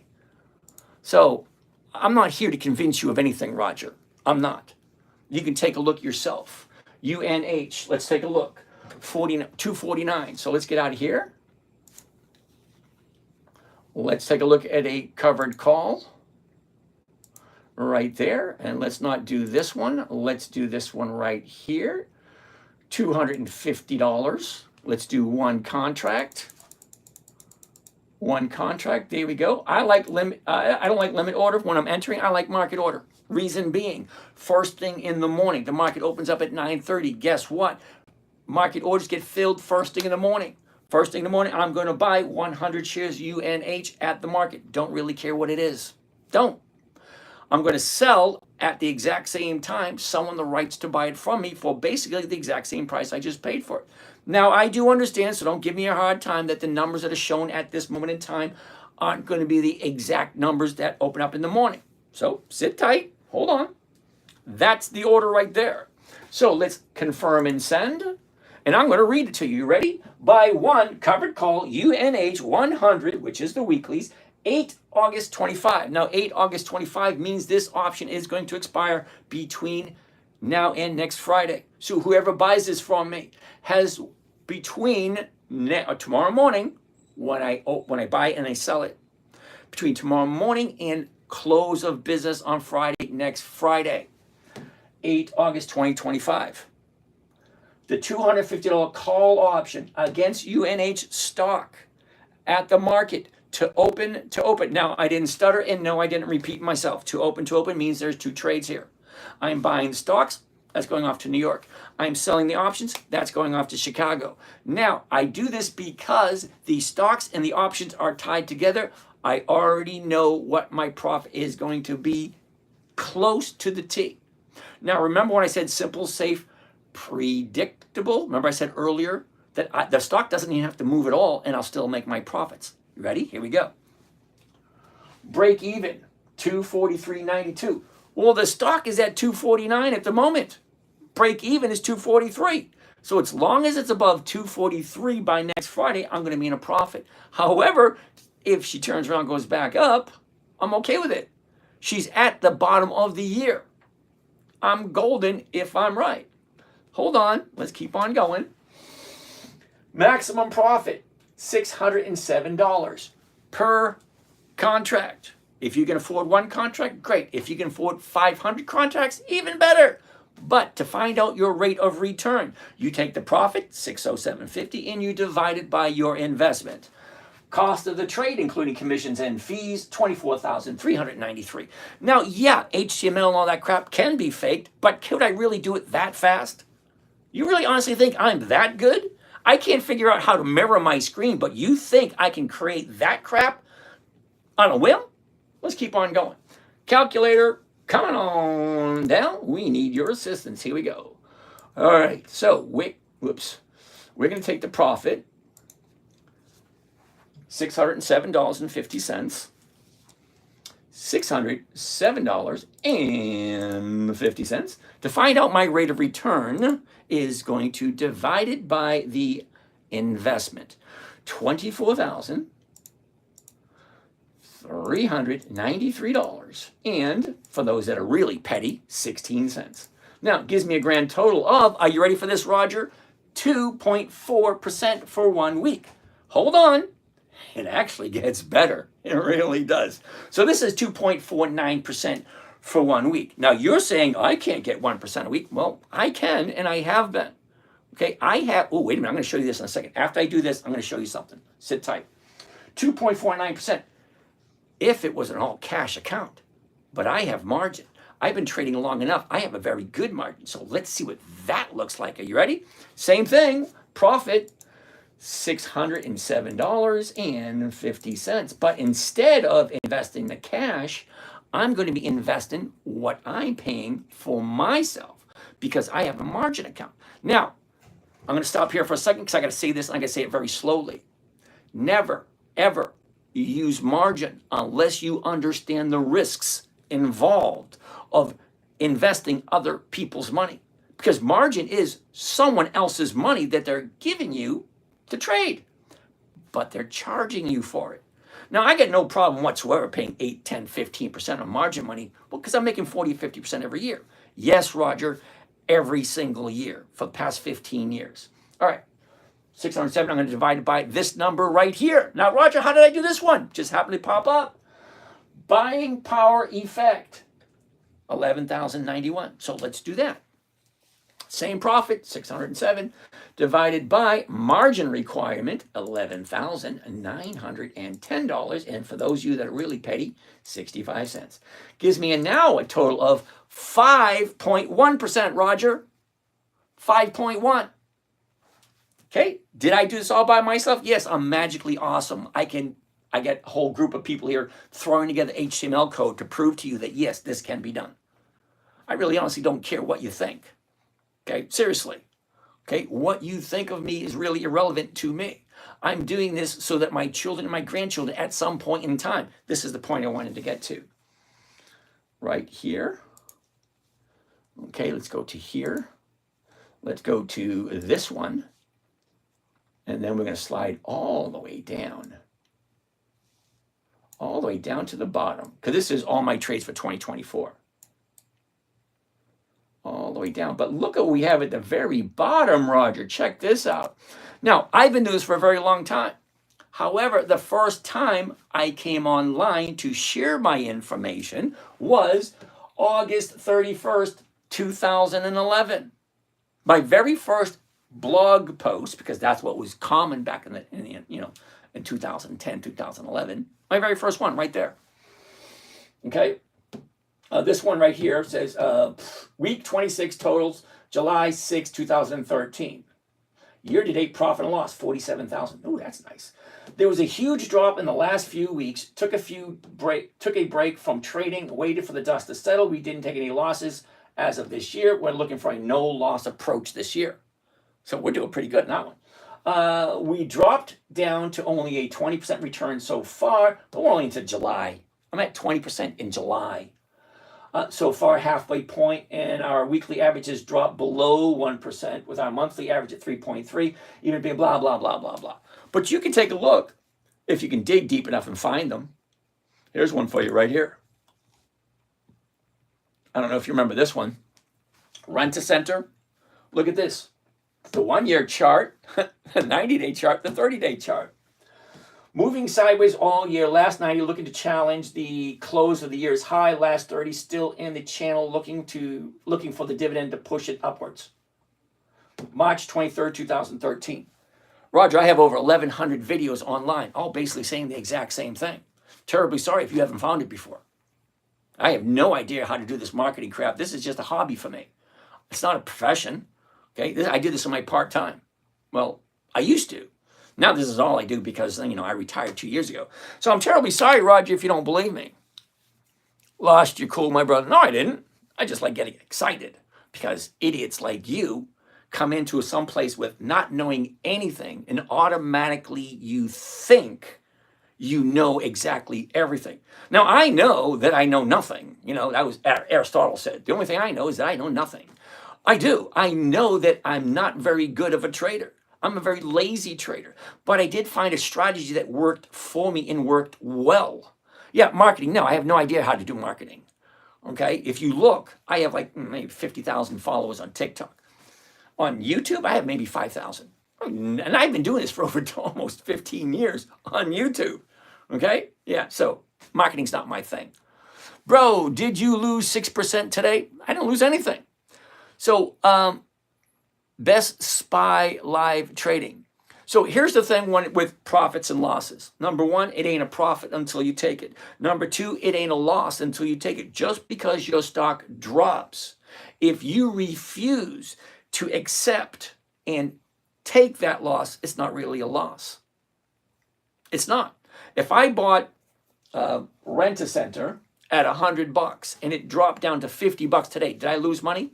No, I only lose money when I agree to sell it for less than what I paid for it. Rule number two, never sell at a loss. Rule one, never buy something you're not willing to hold on to the day you die. If I bought Rent-A-Center then, I'd still own it. But it just happened to go past the point of my profit. Okay, so if I buy it at 100 and it hits 101, I'm going to take that profit because that's the 1% I'm looking for. And then I will look for it to go back up, back down, back up, back down, and get jumped back in again. Marketing and not selling anything. Do you see the contradiction? Roger, I have no idea what you're talking about. Okay, I'm not trying to sell you anything. Okay, I'm pretty plain and upfront about that. Do I have stuff to sell? Yeah, I do. I've written 14 books. I get the home study course. I have a live trading group that people pay me to watch as I trade. I have those services. But not once will you hear me in front of you saying, hey, this is a great thing. You got to buy this. You got to buy that. No, I don't do that. I'm sharing for free the information that I've gained over the last 20 years. Like it not, believe me or not, I really honestly don't care. I'm not doing this for you guys. Now, some of you appreciate it and some of you are thankful. And I'm glad that I can help some of you out. But I'm not doing it for you guys. I'm doing it for myself and I'm doing it for my children and my grandchildren. Okay? I'm not going to be here in 20 or 30 years. But guess what? The stock market has been around for 420 some odd years. The first dividend stock was sold in 1602. We are in 2025. That's over 400 years.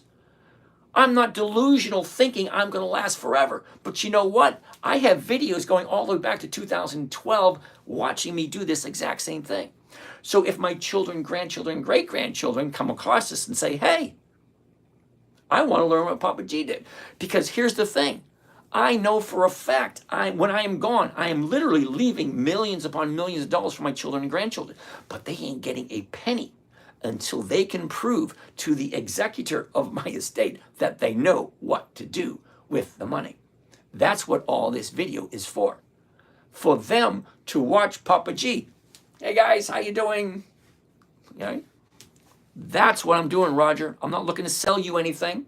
If you want to buy something, you're an adult. You know how it works. You go to the bio, you go to the website, you buy this, you buy that. I'm not trying to sell you anything. I'm only giving away free information. I only give away one.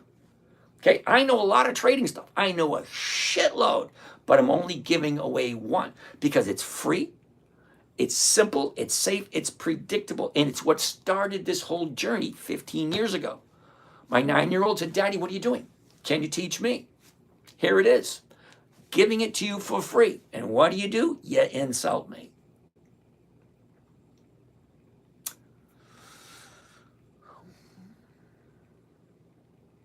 Tell them about the bonds. What, bonds? Yeah, my company is going to be selling bonds in the next year. And we're going to guarantee 20%. And unfortunately, he's right. He said, never buy a bond for a company that doesn't have been consistently profitable for 20 years. He's right. But you guess what, Roger? You can't get to year 20 until you get to year 1, year 2, year 3. Now, you guys are here at the formation, at the pre-formation. Okay. So the company's is about 2 years old, but I can't legally sell anything once I go public. Once I go public, you won't see me ever again because legally I can't do it once the company is registered. It's not yet.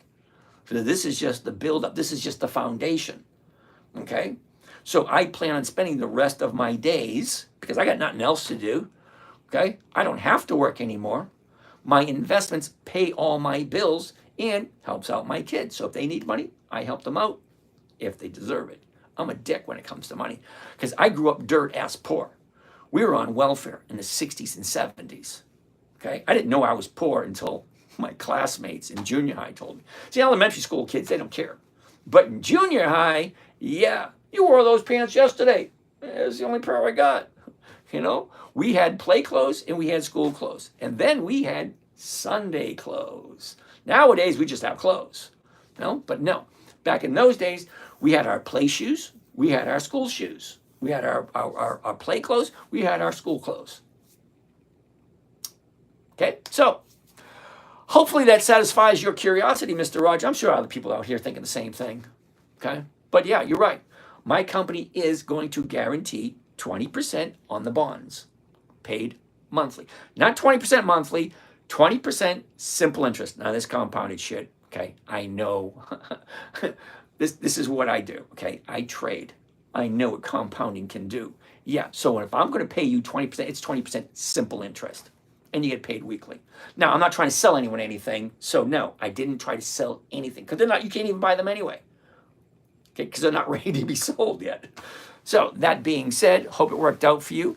Can you pick up a premium of you don't sell if you don't sell in 4 days? No. Okay, so Andrew, anytime you do a covered call, if all right, like the sample I just showed you, first thing tomorrow morning, I'm going to buy that stock, UNH. This is just a sample. I didn't actually do the whole thing. So you guys can see how the mechanics work. And yes, if you're curious, this is recorded, so you can go back and rewatch it. Okay? Every single time I do a video, it's recorded and it's recorded on YouTube.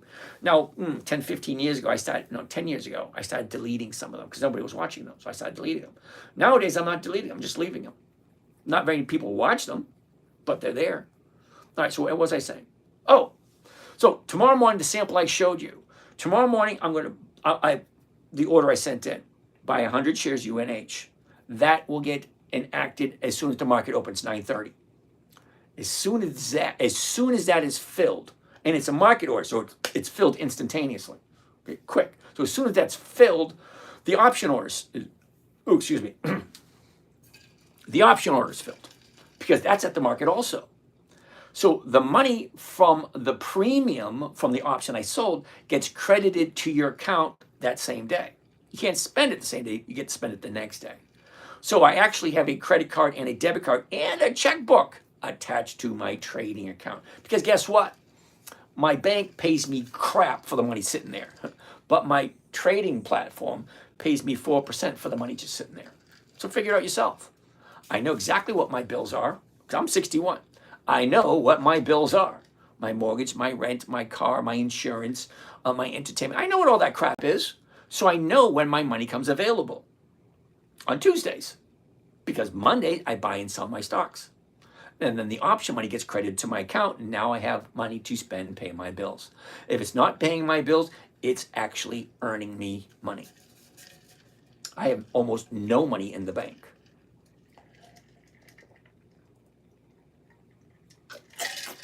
Getting all worked up. All right. Alacran, what's happening? Victor, it's a stock ticker, TTI. What do I think about it? Oh, let's go check it out. No. Let's get rid of that. Let's get rid of that. So I'm kind of hoping, Roger, that I showed you, I walked you through a covered call scenario. Now, remember, Roger, I don't buy anything unless it's consistently profitable. That's number one. Has weekly options. That's number two. Okay. And then when I say consistent profitability, I'm talking 2 decades. Okay. The market's been around for 400 years. There are companies that are consistently profitable. GPC, Genuine Parts Corporation, has increased its dividends for 7 7 decades. I'm not even 70 years old, but this company has consistently increased its profitability for 7 decades.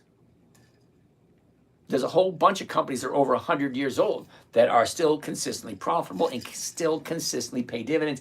And the premiums are still, some of them, a 1% or more every single week. So am I buying a stock? No. I am investing into a weekly cash producing asset. Think of it as a vending machine, a soda machine, candy machine, whatever, cigarette machine. Who remembers those? Anyway, a vending machine. You pay $10,000, $15,000, $20,000 for a brand new vending machine. Okay, you come by once a week, you take the money out. That's your return. Your investment, 20 grand for a new vending machine. This week, it's giving you $600. Awesome! What's it going to give you next week? Probably ain't going to be $600. Maybe it might be 500. What's the big deal? So buy and sell weekly, not dividend income. Absolutely, Austin. Are all your accounts with Charles Schwab? No, I actually have one or two of them with Robinhood. I love Robinhood. I do. It's right there on my screen. I make more money on Robinhood than I do on Thinkorswim. I do some crazy stuff on Robinhood because it's right there. Okay, I can be sitting in traffic. Oh, a couple $100. Yay! Excuse me, honey, I got to use the bathroom. A couple $100. I think I made a couple $1,000 this morning. I love that, Robin. We are actually going to start a new channel specifically for Robinhood and for those who don't have a lot of money. So, trading strategy I'm going to come up with is the one I came up with for my grandson. Okay, my grandson's 5. He doesn't know anything. Now, some of you may have met him because he does every once in a while come up as a guest. He is so much fun. He is a ham. You point a camera at him, he's all for it. 5 years old. He's got no problem talking to strangers. He loves it. 6 cameras right there, and he can see himself in all front of the cameras, and he can see all the questions popping up. He's fun. He is. So the Robinhood one, it's for those people who don't have a lot of money. Okay, and it's gonna be kind of like a spare change challenge with the parents and the grandparents. So the parents and the grandparents can get together and have a common interest with the grandchildren. My grandson thinks it's great. He comes over every once in a while. And the first thing not the first thing we do, we get him settled in. But every time he comes, we take that little change jar, we dump it out, and me and him sort through it all. Well, at this point, I do all the sorting and all the counting. He just plays with them at this point. But I want to include him in it because he thinks it's fun. And at some point, he's going to start counting. At this point, he's not. He's just having fun. But at some point, he will. So for those of you who don't have a lot of money, fractional shares and dividend capturing, it's a great strategy. It's simple. It's one of the oldest strategies there is. You buy the stock, you get the dividend, and then you sell the stock and you go and get another one. It doesn't work for every single company, though. There are other certain criteria you got to take into consideration. All right, so let's keep on going. What else do we have? Jacob, 15 years. Thank you, Jacob. Not quite sure what that means. YBTC is a weekly? No, it ain't.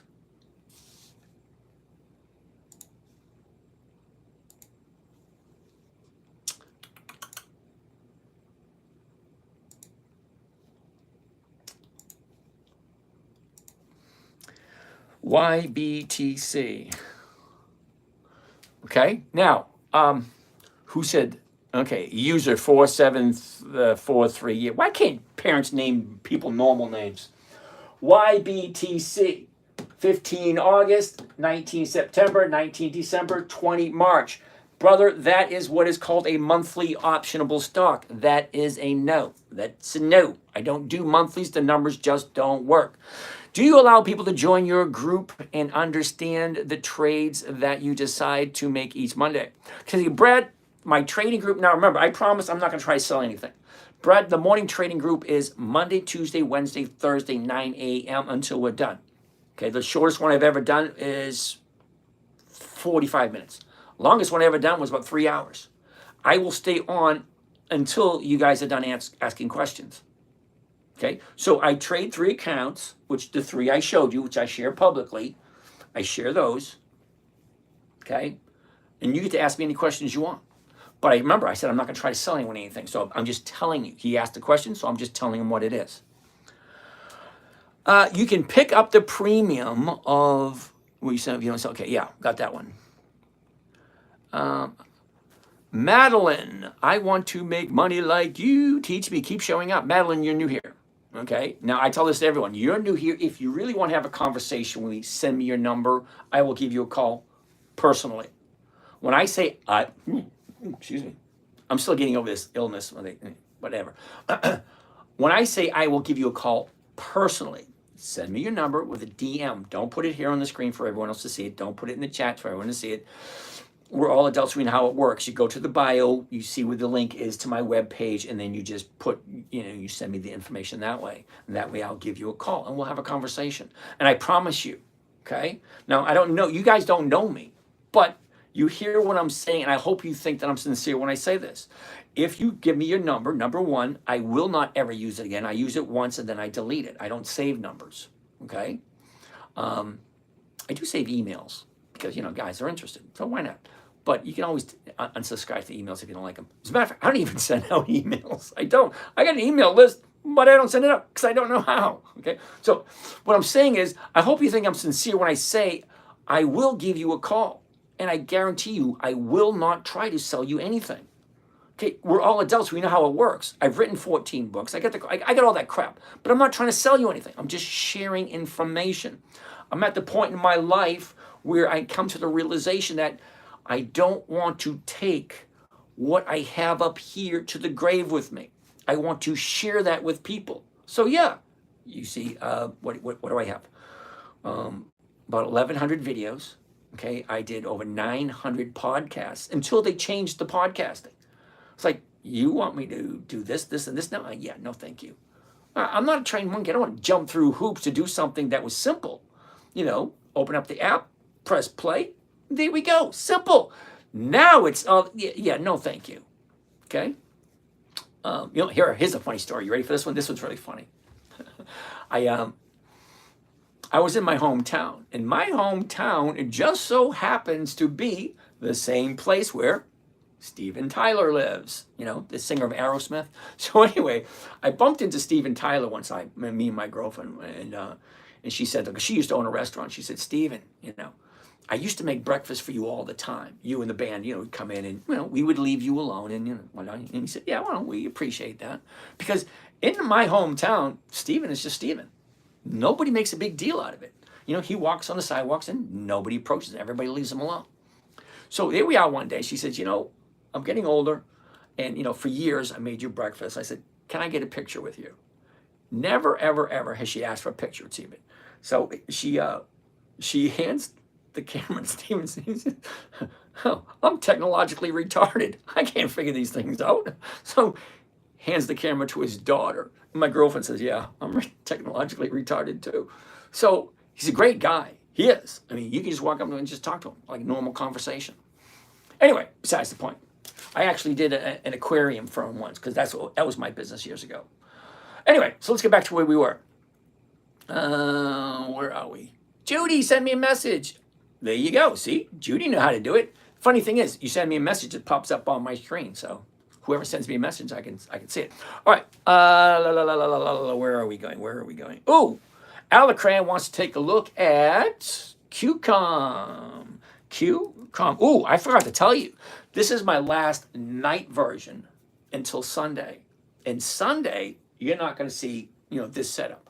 Because Sunday, I'm going to be up in Maine at the cabin. It's not really a cabin. It's an old farmhouse built back in it was built before the Revolutionary War. It's an old house. And a huge barn. It's like 3-story barn. You can look up. I got a 40-foot ladder to get to the top. Anyway, besides the point. That's where I'll be next week. All right, so let's see what we got now. QCOM, here we go. Oh, high, low, where was it? Look at the motion. Up, down, up, down, up, down. So big drop here. Now, a big drop on QCOM. Well, we know they ain't going anywhere. Okay, we know QCOM's not going anywhere, but it's not looking that attractive at this moment in time. Judy, that's like the third email in a row you wrote. So let's look at the last 30 days. Look at this big drop. We had a drop yesterday, and we had a gap down today and a big drop. All right, so we're at 146. So what does that mean? It doesn't really mean anything, actually. Okay, the market maker dropped it. Yeah, and it dropped. Interesting thing. I always wanted to figure out, See the blue lines? That's the volume. Look at how much volume there was today. The market maker drops the price and then it kept on sinking. Now, are those buyers jumping in to get a better price, or are those sellers panicking to get rid of it? They never tell us if they're buyers or sellers. They just tell us that that's the volume, how many shares were traded. I got a bunch of questions over here, so let me see what we got over here. Uh-oh, Gates, AWR, American Waters. Yeah, American Waters is a monthly, Gates. I don't do monthlies. But AWR is a good company, though. They are a dividend king. Yeah, Paul said it's a monthly. Thank you, Paul. Oh, thanks. I did not know it was a monthly. No problem. Even if it was a great stock, look at what the 75 strike is paying. Yeah, it's a big fat zero. Thank you for that one. Judy, pay no attention to the man behind the curtain. James, you're a good man. Thank you there, Miss Judy. A good son buying your mama house. We need more men like you. Okay, James, you speak German. What's up with that? Gates, you would be surprised. All right, so anyway, let's keep on progressing forward. Oh, what else do we got? So that's QCOM. Now, don't get me wrong. I like QCOM. It is on my list. Remember I talked about the list? Dividend Kings, Dividend Aristocrats, Dividend Champions, Dividend Contenders, Warren Buffett's list. Those 5 lists right there can give you about 300 quality companies. If it's good enough for Warren Buffett, good enough for me. Okay, so big drop. What does that mean? That means we are bottom fishing with QCOM. As soon as we find that bottom, she turns around. Let's see what it looks like. So I'm going to write QCOM down for next week.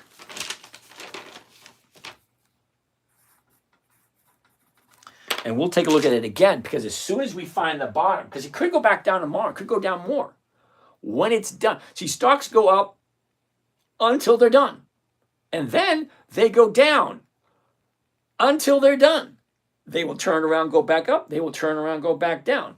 I've never, ever, ever had a stock come over to my house, wash the dishes, take the dog for a walk, dump the trash, trim the hedges. No, they go up, they go down. That's it. That's all. Number 1, never buy something you don't want to hold on to. Number 2, never sell at a loss. Make sure it's consistently profitable, weekly options only, and then make sure the numbers work. What are the numbers? The numbers here, 146. We'll be looking at the 147. I got to change that. Hold on a second. Because that's covered stock. We can't see what we're getting on covered stock. It has to be single. Okay, so the big number, 146.76, closest strike price, 147, 270. Now, we all know, hypothetically you should know, $2.70 is more than 1% of a $147 stock. I just want the insurance payment. The stock can do absolutely nothing. Stay exact. Stocks go 3 directions, up, down, and nowhere. Means it could stay the exact same spot. Very rarely it does, but it could. So if I jumped in tomorrow morning at 146.76, I sell next week's 147, I could pick up 1.5%. Hear that, Roger? 1.5% for QCOM for 1 week, if I like QCOM. What's my target? 147. What is it at right now? 146.90. It's not that far away. Can it hit 147 between now and eternity? Yes, it can. Am I going to sell it for less than what I pay for it? Hell no. But that's me. I have no control over what you guys do. You have to decide what is right for you. Number 1, never listen to some idiot on YouTube. That's me. Do your own research. What I ask of you when you leave here, number 1, does it make sense? That's it. It either makes sense or it doesn't. Do you think you can do it? Are you willing to make the effort? Come here every night. I'm going to be here every night. And then at the end of the year, December, we're going to decide what's going to happen there. Because once my company goes public, once I start selling stocks and once I start selling bonds, I can no longer do this. So let's keep on moving forward. Madeline. Okay, Madeline.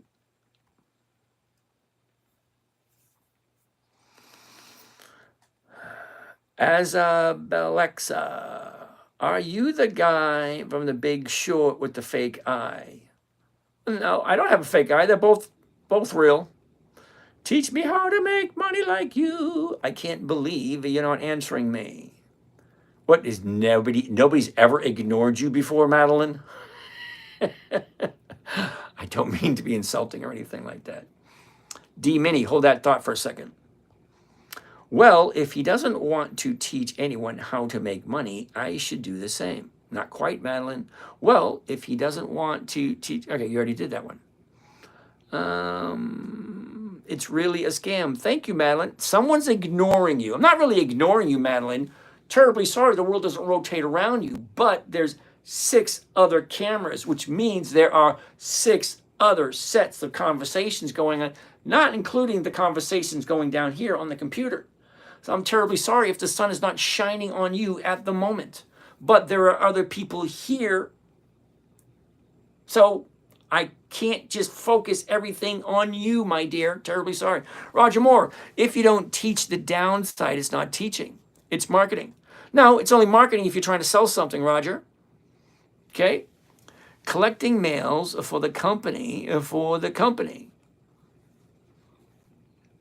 Okay, even WhatsApp. I don't do WhatsApp, Madeline. I already told you that one. Okay, if I don't teach the downside, it's not teaching, it's marketing. Okay, Roger, you want to know what's the downside? Here's the downside. Okay, there is a possibility that the earth could open up and swallow ComCam and it will disappear. That's your risk. There is a risk that if you buy it at 146, it can go to 0. So remember I told you, rule number 1, never buy something you don't want to hold on to. If you don't understand what the rules and the risks are, you shouldn't be playing this game. And yes, it is a game. Just like Monopoly. 4 greenhouses, 1 red hotel.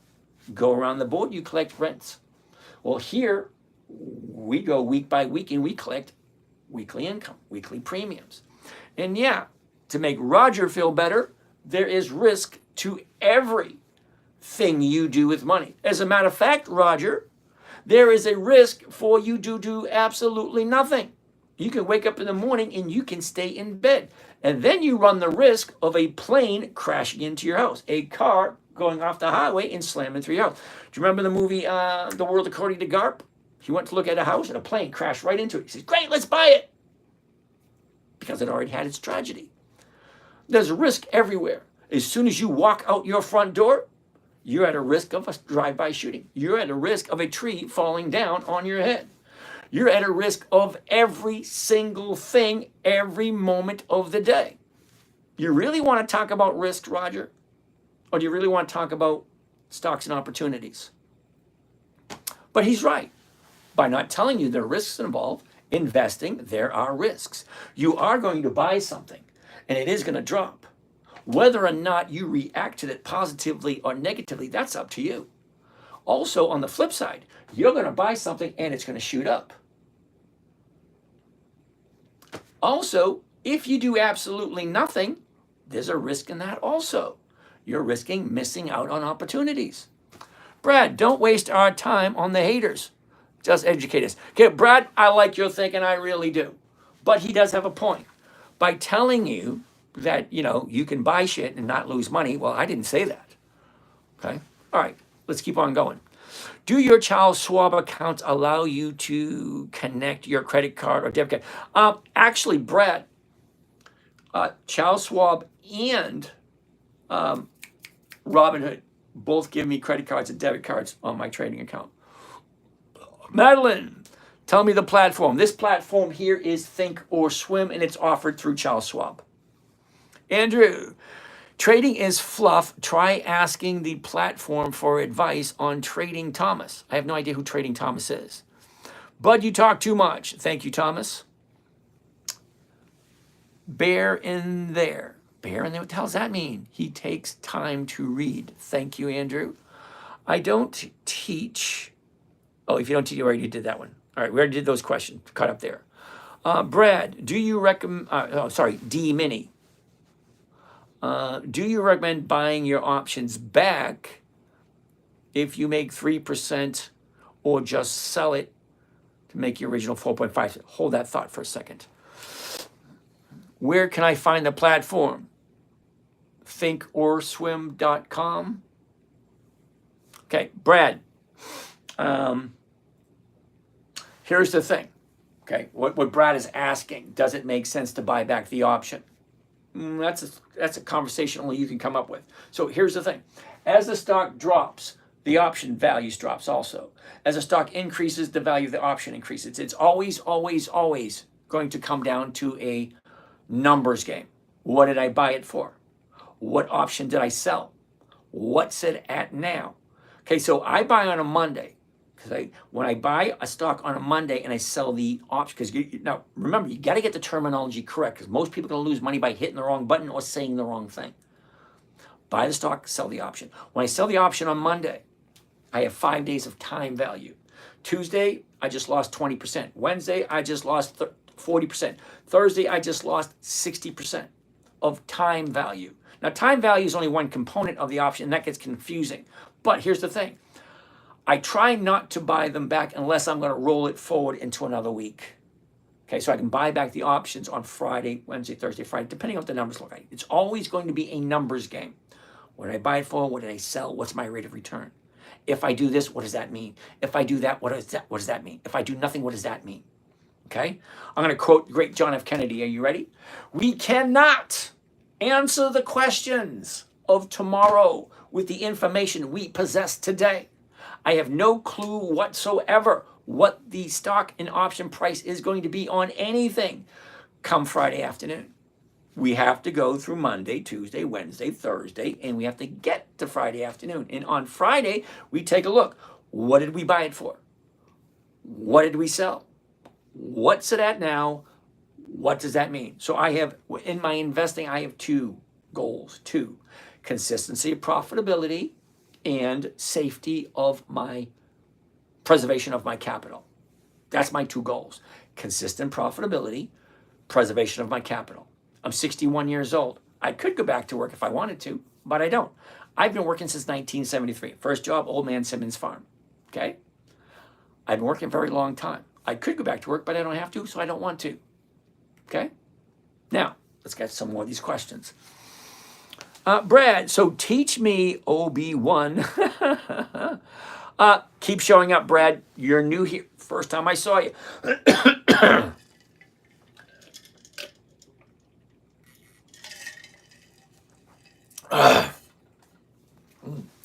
Don't waste your time on the haters. Is the 4% of your cash account for everyone, or did you negotiate it? Now, I'm assuming the cash account, that's 4% for the year. Okay, so money just sitting around, yeah, no, I'll get 4% return on that. But I very rarely leave money laying around. What is the correct that your option could be exercised before Friday American style? Right. Oh, yeah. Okay, so what he's saying now, what he's asking now is American style options. Whoever buys the option can, at their leisure, exercise it anytime they want. So if I buy this tomorrow, I sell somebody the rights to buy it from me tomorrow. Now it's going to expire next Friday. They can exercise it anytime they want. Monday, Tuesday, Wednesday, Thursday, or Friday. They don't have to if they don't want to. That's the beauty of a call option. You have the right, but not the obligation to buy anytime at a predetermined price. That's the strike price at a predetermined date. That is the expiration date. Okay, 1 August is tomorrow. 8 August is next Friday. 15 August, 2 Fridays. 22, 3 Fridays. 4 Fridays, 5 Fridays, 6 Fridays, so on and so forth. Every single Friday. Just think of it as a soda machine or a vending machine. You buy a vending machine, you put it at the corner. You go every week, you fill it up, you get your cash. Same thing. Okay, I take a look at first thing in the morning. What did it do yesterday? What does it look like it's going to do today? What is my risk? What is my reward? It's all a numbers game.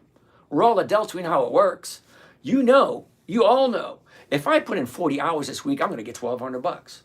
Well, if I put 40 hours in and a couple hours extra in overtime, well, I can get $1,600. We all know how it works. This is just a little bit different. Same number, same concept. I'm investing X amount of dollars. I'm getting this kind of return on a weekly basis. Am I going to get that every single week? No, the number's going to change every week. So this week, yeah, the one we looked at earlier was like 4%. Well, next week it might be 2. Next week it might be 0.5%. But listen, 0.5% every single week is 26% per year. I don't know when the last time you got 26% every year. Well, I think that's pretty damn good.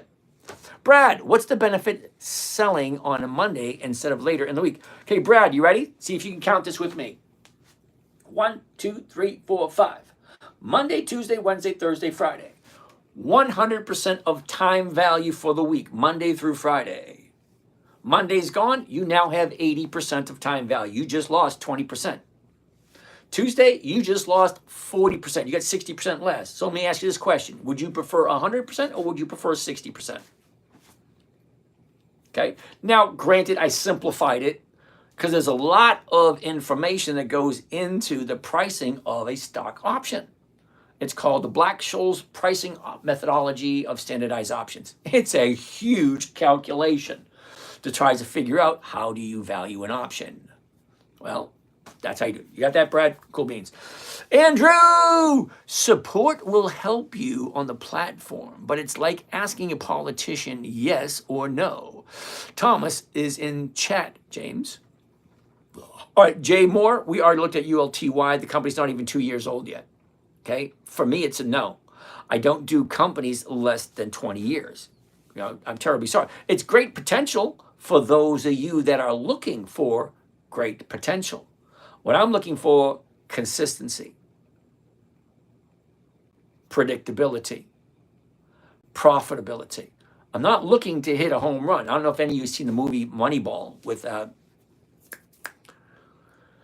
Brad Pitt. What's that other guy? I forget his name. Okay, what about Humana? I have some Humana. I don't have ULTY, but I have Humana. Let's take a look. HUM. Humana. HUM. Humana. Okay, ooh, check that out. High, low, where was it? Where is it? Look at the motion. Down, up, sideways, down, up. Okay, so that's what it looks like. That's the overall view. 3 to 4 seconds. That's all I need to see at this moment in time. All right, step 2. Number. The biggest number on the board, 249.87. The closest strike price to 249.87, 250. 250, $5.50. Now, right off the top of your head, $5.50 on a $250 stock, that's 2%. How do you figure that out? Check it out. $2.49. What is 1% of 249? 249. Isn't that weird? 249, 1% is 249. You move the decimal point over 2 spaces. 250, what's 1% of 250? 250. What is it? What are they offering? At the moment, they're offering 550. Well, if 250 is 1%, 250 times 2 is 5. That's 2%. But this is 550. That's more than 2%. Okay, so the numbers work. Initial look at the chart, fine. Now we go into a deeper dive into the chart. This is where I want to look at the 1 year, the 90-day, and the 30-day. And if everything looks out good, we'll look at the seasonality chart just to make sure it's the right time to buy. Now, just because this is good and just because this is good, great. But is it the right time to buy? Roger Moore, ULTY, great dividends, but you have to weigh in on the loss of capital. I'm well aware of that, Roger. I'm also well aware that ULTY is less than 2 years old. Hell no for me. All right, so anyway, let's take a deeper look at this one. Let's move this out of the way so we can get a better view. A year ago, we're sitting, I need the glasses for this one. A year ago, we're right about 365.14. The high of the year was 383, and that was the beginning of September, way over here. Okay, the bottom of the year was way down over here. Here's my last 90 days. 90 days, same thing. High, low, where was it? Where is it? Look at this. Down, up, down, up. Simplify. Don't make it complicated. It doesn't need to be. Adults have a tendency to make this more complicated than it needs to be. So let's last 90 days. Definitely an upward trend. Let's zoom in a little bit closer. Look at the last 30 days. Now, the reason why I want to look at the last 30 days, because the last 30 days gives me a great idea of where do I think it's going to be in 5 days. One of the reasons why I don't do monthlies, this is a month right here. That's 30 days. Up, down, up, down, up. Great. Tell me where it's going to be in 30 days. Yeah, that's one reason I don't do monthlies. Trying to figure out where it's going to be in 30 days is not that easy. But here, the way it looks like it's going to come down. Looks that way. Doesn't mean it's going to. Let's check out the seasonality. Now, for you who don't know what seasonality is, well, you know what it is, but let me equate it to what we're looking at. Now, we all know seasonality, winter, spring, summer, fall. We all know that. Well, all the way to the left is January 1st. All the way to the right, December 31st. The blue line is the movement this year. This blue dot right there, that's today. This red line here, I have mine set at 10 years. So that's 10 years of data. 2015, 16, 17, 18, 19, 20, 21, blah, blah, blah, blah, blah, blah, blah, blah, blah. But this is the average movement for Humana year after year after year. So right there, it's an upward trend right here. So let's zoom in a little bit closer. Right under the blue dot, left click, drag, right, there we go. So 731, okay, there's 1 week, there's 2 weeks, there's 3 weeks. So for the next 3 weeks, it's a nice slow uptrend, very slow uptrend. Where are we? Right there, okay? See the crosshairs? A very slow uptrend for the next 3 weeks. So here's the thing, okay? It's on my list, which means it's a company that is consistently profitable. It is at the beginning of an upward trend based on historical performance. Does that guarantee that that's what it's going to do? Not at all. Think of it this way. Think of this as the rearview mirror. Now, what good is a rearview mirror? As you're driving down the road, well, you know what's in front of you. This only gives you an idea of what's behind you. What has it done over the last 10 years? Now, does Humana do anything new and interesting? No, they do the exact same thing that they've been doing for the past 5, 10, 15, 20, 30 years. Same thing, nothing new. So is it safe to say that they probably will trend up like they did last year, the year before, the year before, the year before, the last 10 years? Probability. Another probability in my favor. I love putting odds and probabilities in my favor. This is just one more.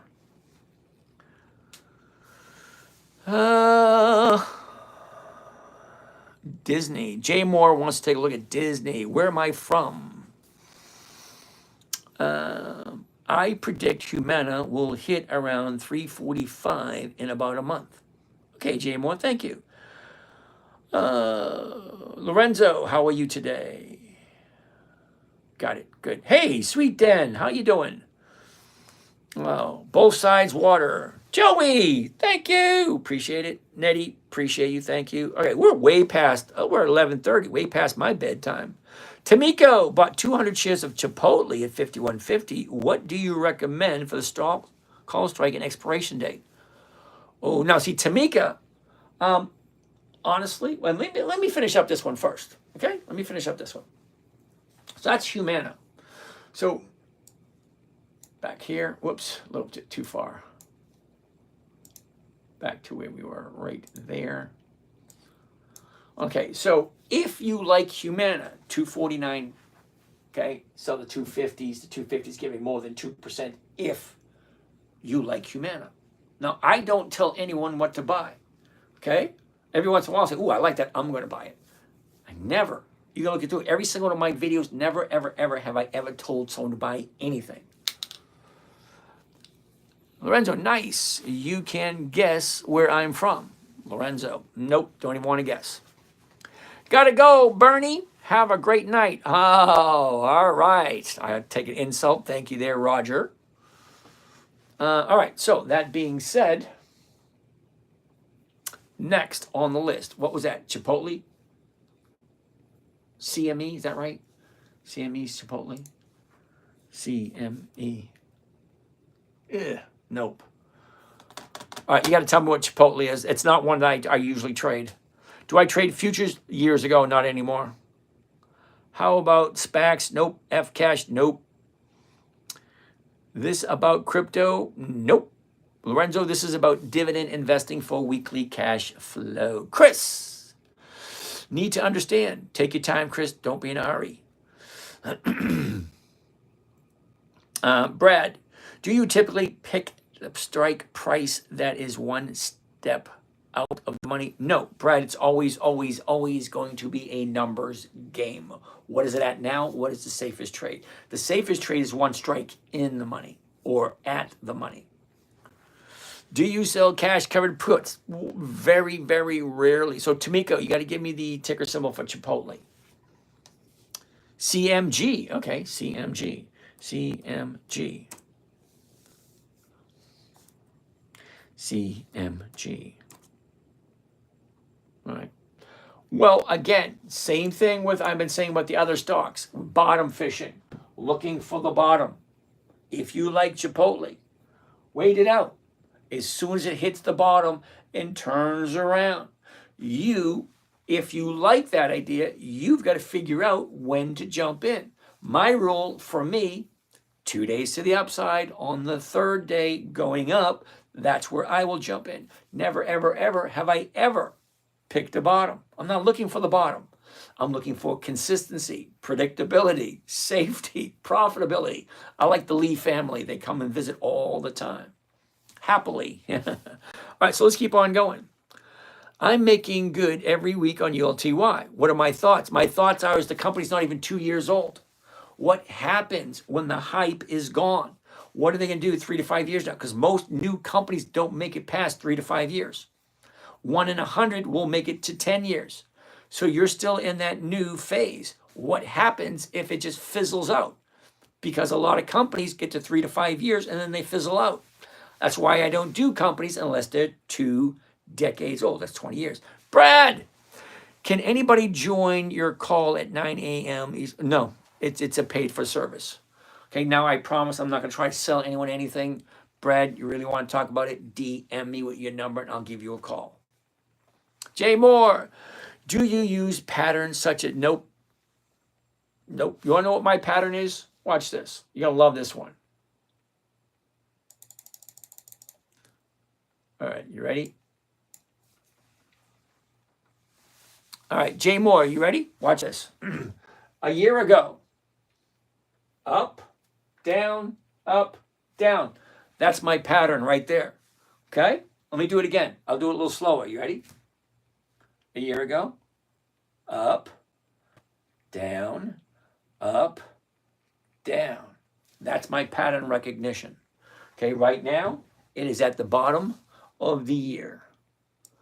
Okay, bottom of the year. As soon as it hits the bottom, it will turn around and it will go back up. They all do it. They go up, they go down. They go up, they go down. That's it, that's all. Nice. Just market structure and price action. I suppose you could call it that. I call it common sense. What goes up must come down. That's the best way to be. Simplicity there, brother. Okay, so let's keep it. We got a couple more questions. Ratata, good evening, and how are you today? If it gets called away from losing position, re-enter. Sometimes. Would I buy UPS if the timing is right? Yes. Robin Hood is for children. Kevo, I think you just heard what I said a little while ago. It's for people, well, the one that I'm going to do, it's going to have people just starting out who don't have a lot of money to play with. Okay? Such as my 5-year-old grandson. Bought 200 shares of CMG. All right, we looked at that one. I can't tell you what to do, Tamika, but I'll tell you what I would do. At 51.50, I just wait it out.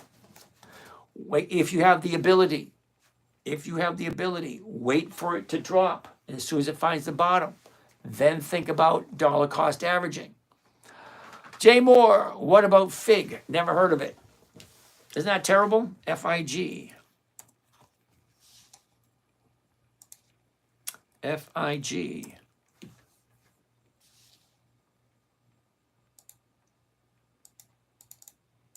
Why can't I see anything on this? Has no options. No. Sorry, Jay Moore. No. Let's keep on going. Please type some of the books you wrote. What's your top 5 stocks to trade? Bought 200 shares where I saw that one. Approximately how many tickers on your continuous watch list that are 20 years and pay dividends. I believe over 200. Okay, Tamika only asked a question once. I already answered that one. Mike, oh, what, am I done? Oops. I'm done. Cool. No more questions. Cool beans. That's it. Every question has been answered. Yay for me. I'm done. I'll see you guys on Sunday. Alrighty. So, that being said, you guys have a great night at MDT, Medtronics. Oh, MDT, Medtronics is a good company, MDT. Wait a second. Here we go. Take a look at this. Okay, here's your bottom. She shoots up. 1, 2, 3, 4. Profit taking has already started. If you like MDT, keep your eye on it. See, she goes up, down, up, down, up, down, up, down. Now she's coming back down again. When she finds the bottom, turn around, goes back up. If you like it, if it makes sense, if you want to hold on to it. You're not answering which books you wrote. Mention some names, please. Dividends. Okay, wait a minute. Dividend investing for monthly cash flow. How to make how to get 10 to 20 checks per month like clockwork. Dividend capturing. Dividends on steroids. Dividend kings. Dividend aristocrats. You want to hear something funny? Book number 14, Dividend Capturing 2.0. I finished it last February. I still haven't uploaded it yet. I'll get to it eventually. All right. Nice insight. Okay, thank you, Jay Moore. That's a lot of opportunities. Not necessarily. Okay, Papa. Okay, 300 companies over the whole year. Now, each quarter has 90 days, 66 trading days. So that means it's 13 weeks per quarter.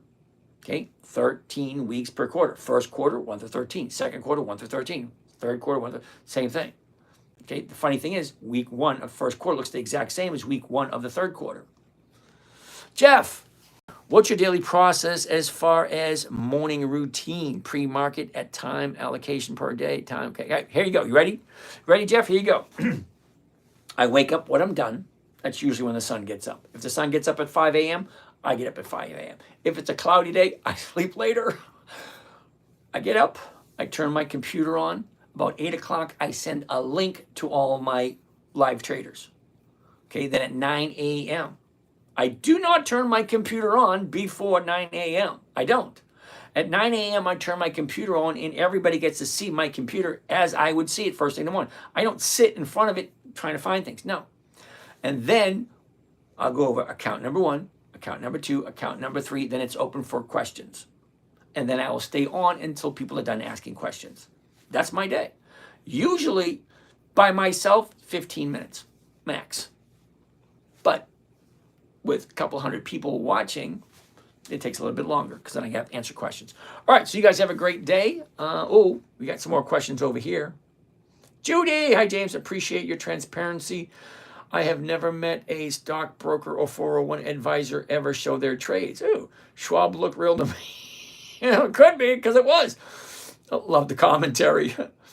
All right, I'm loving the takedown of Roger. I'm glad you like that, Mark. Mark, James sidebar is making 1,500 on 51. Definitely gave me hope to leave my job for the year. Oh, cool beans, Judy. I had a Catholic uniform for 10 years, the same red and gray jumper. Cool beans. Mark, I hope you can do the Patreon after January. I'm pretty sure I'll be able to do Patreon because most of the people, well, a lot of the people that show up every single day have expressed a desire to be board members. And that's a whole different conversation.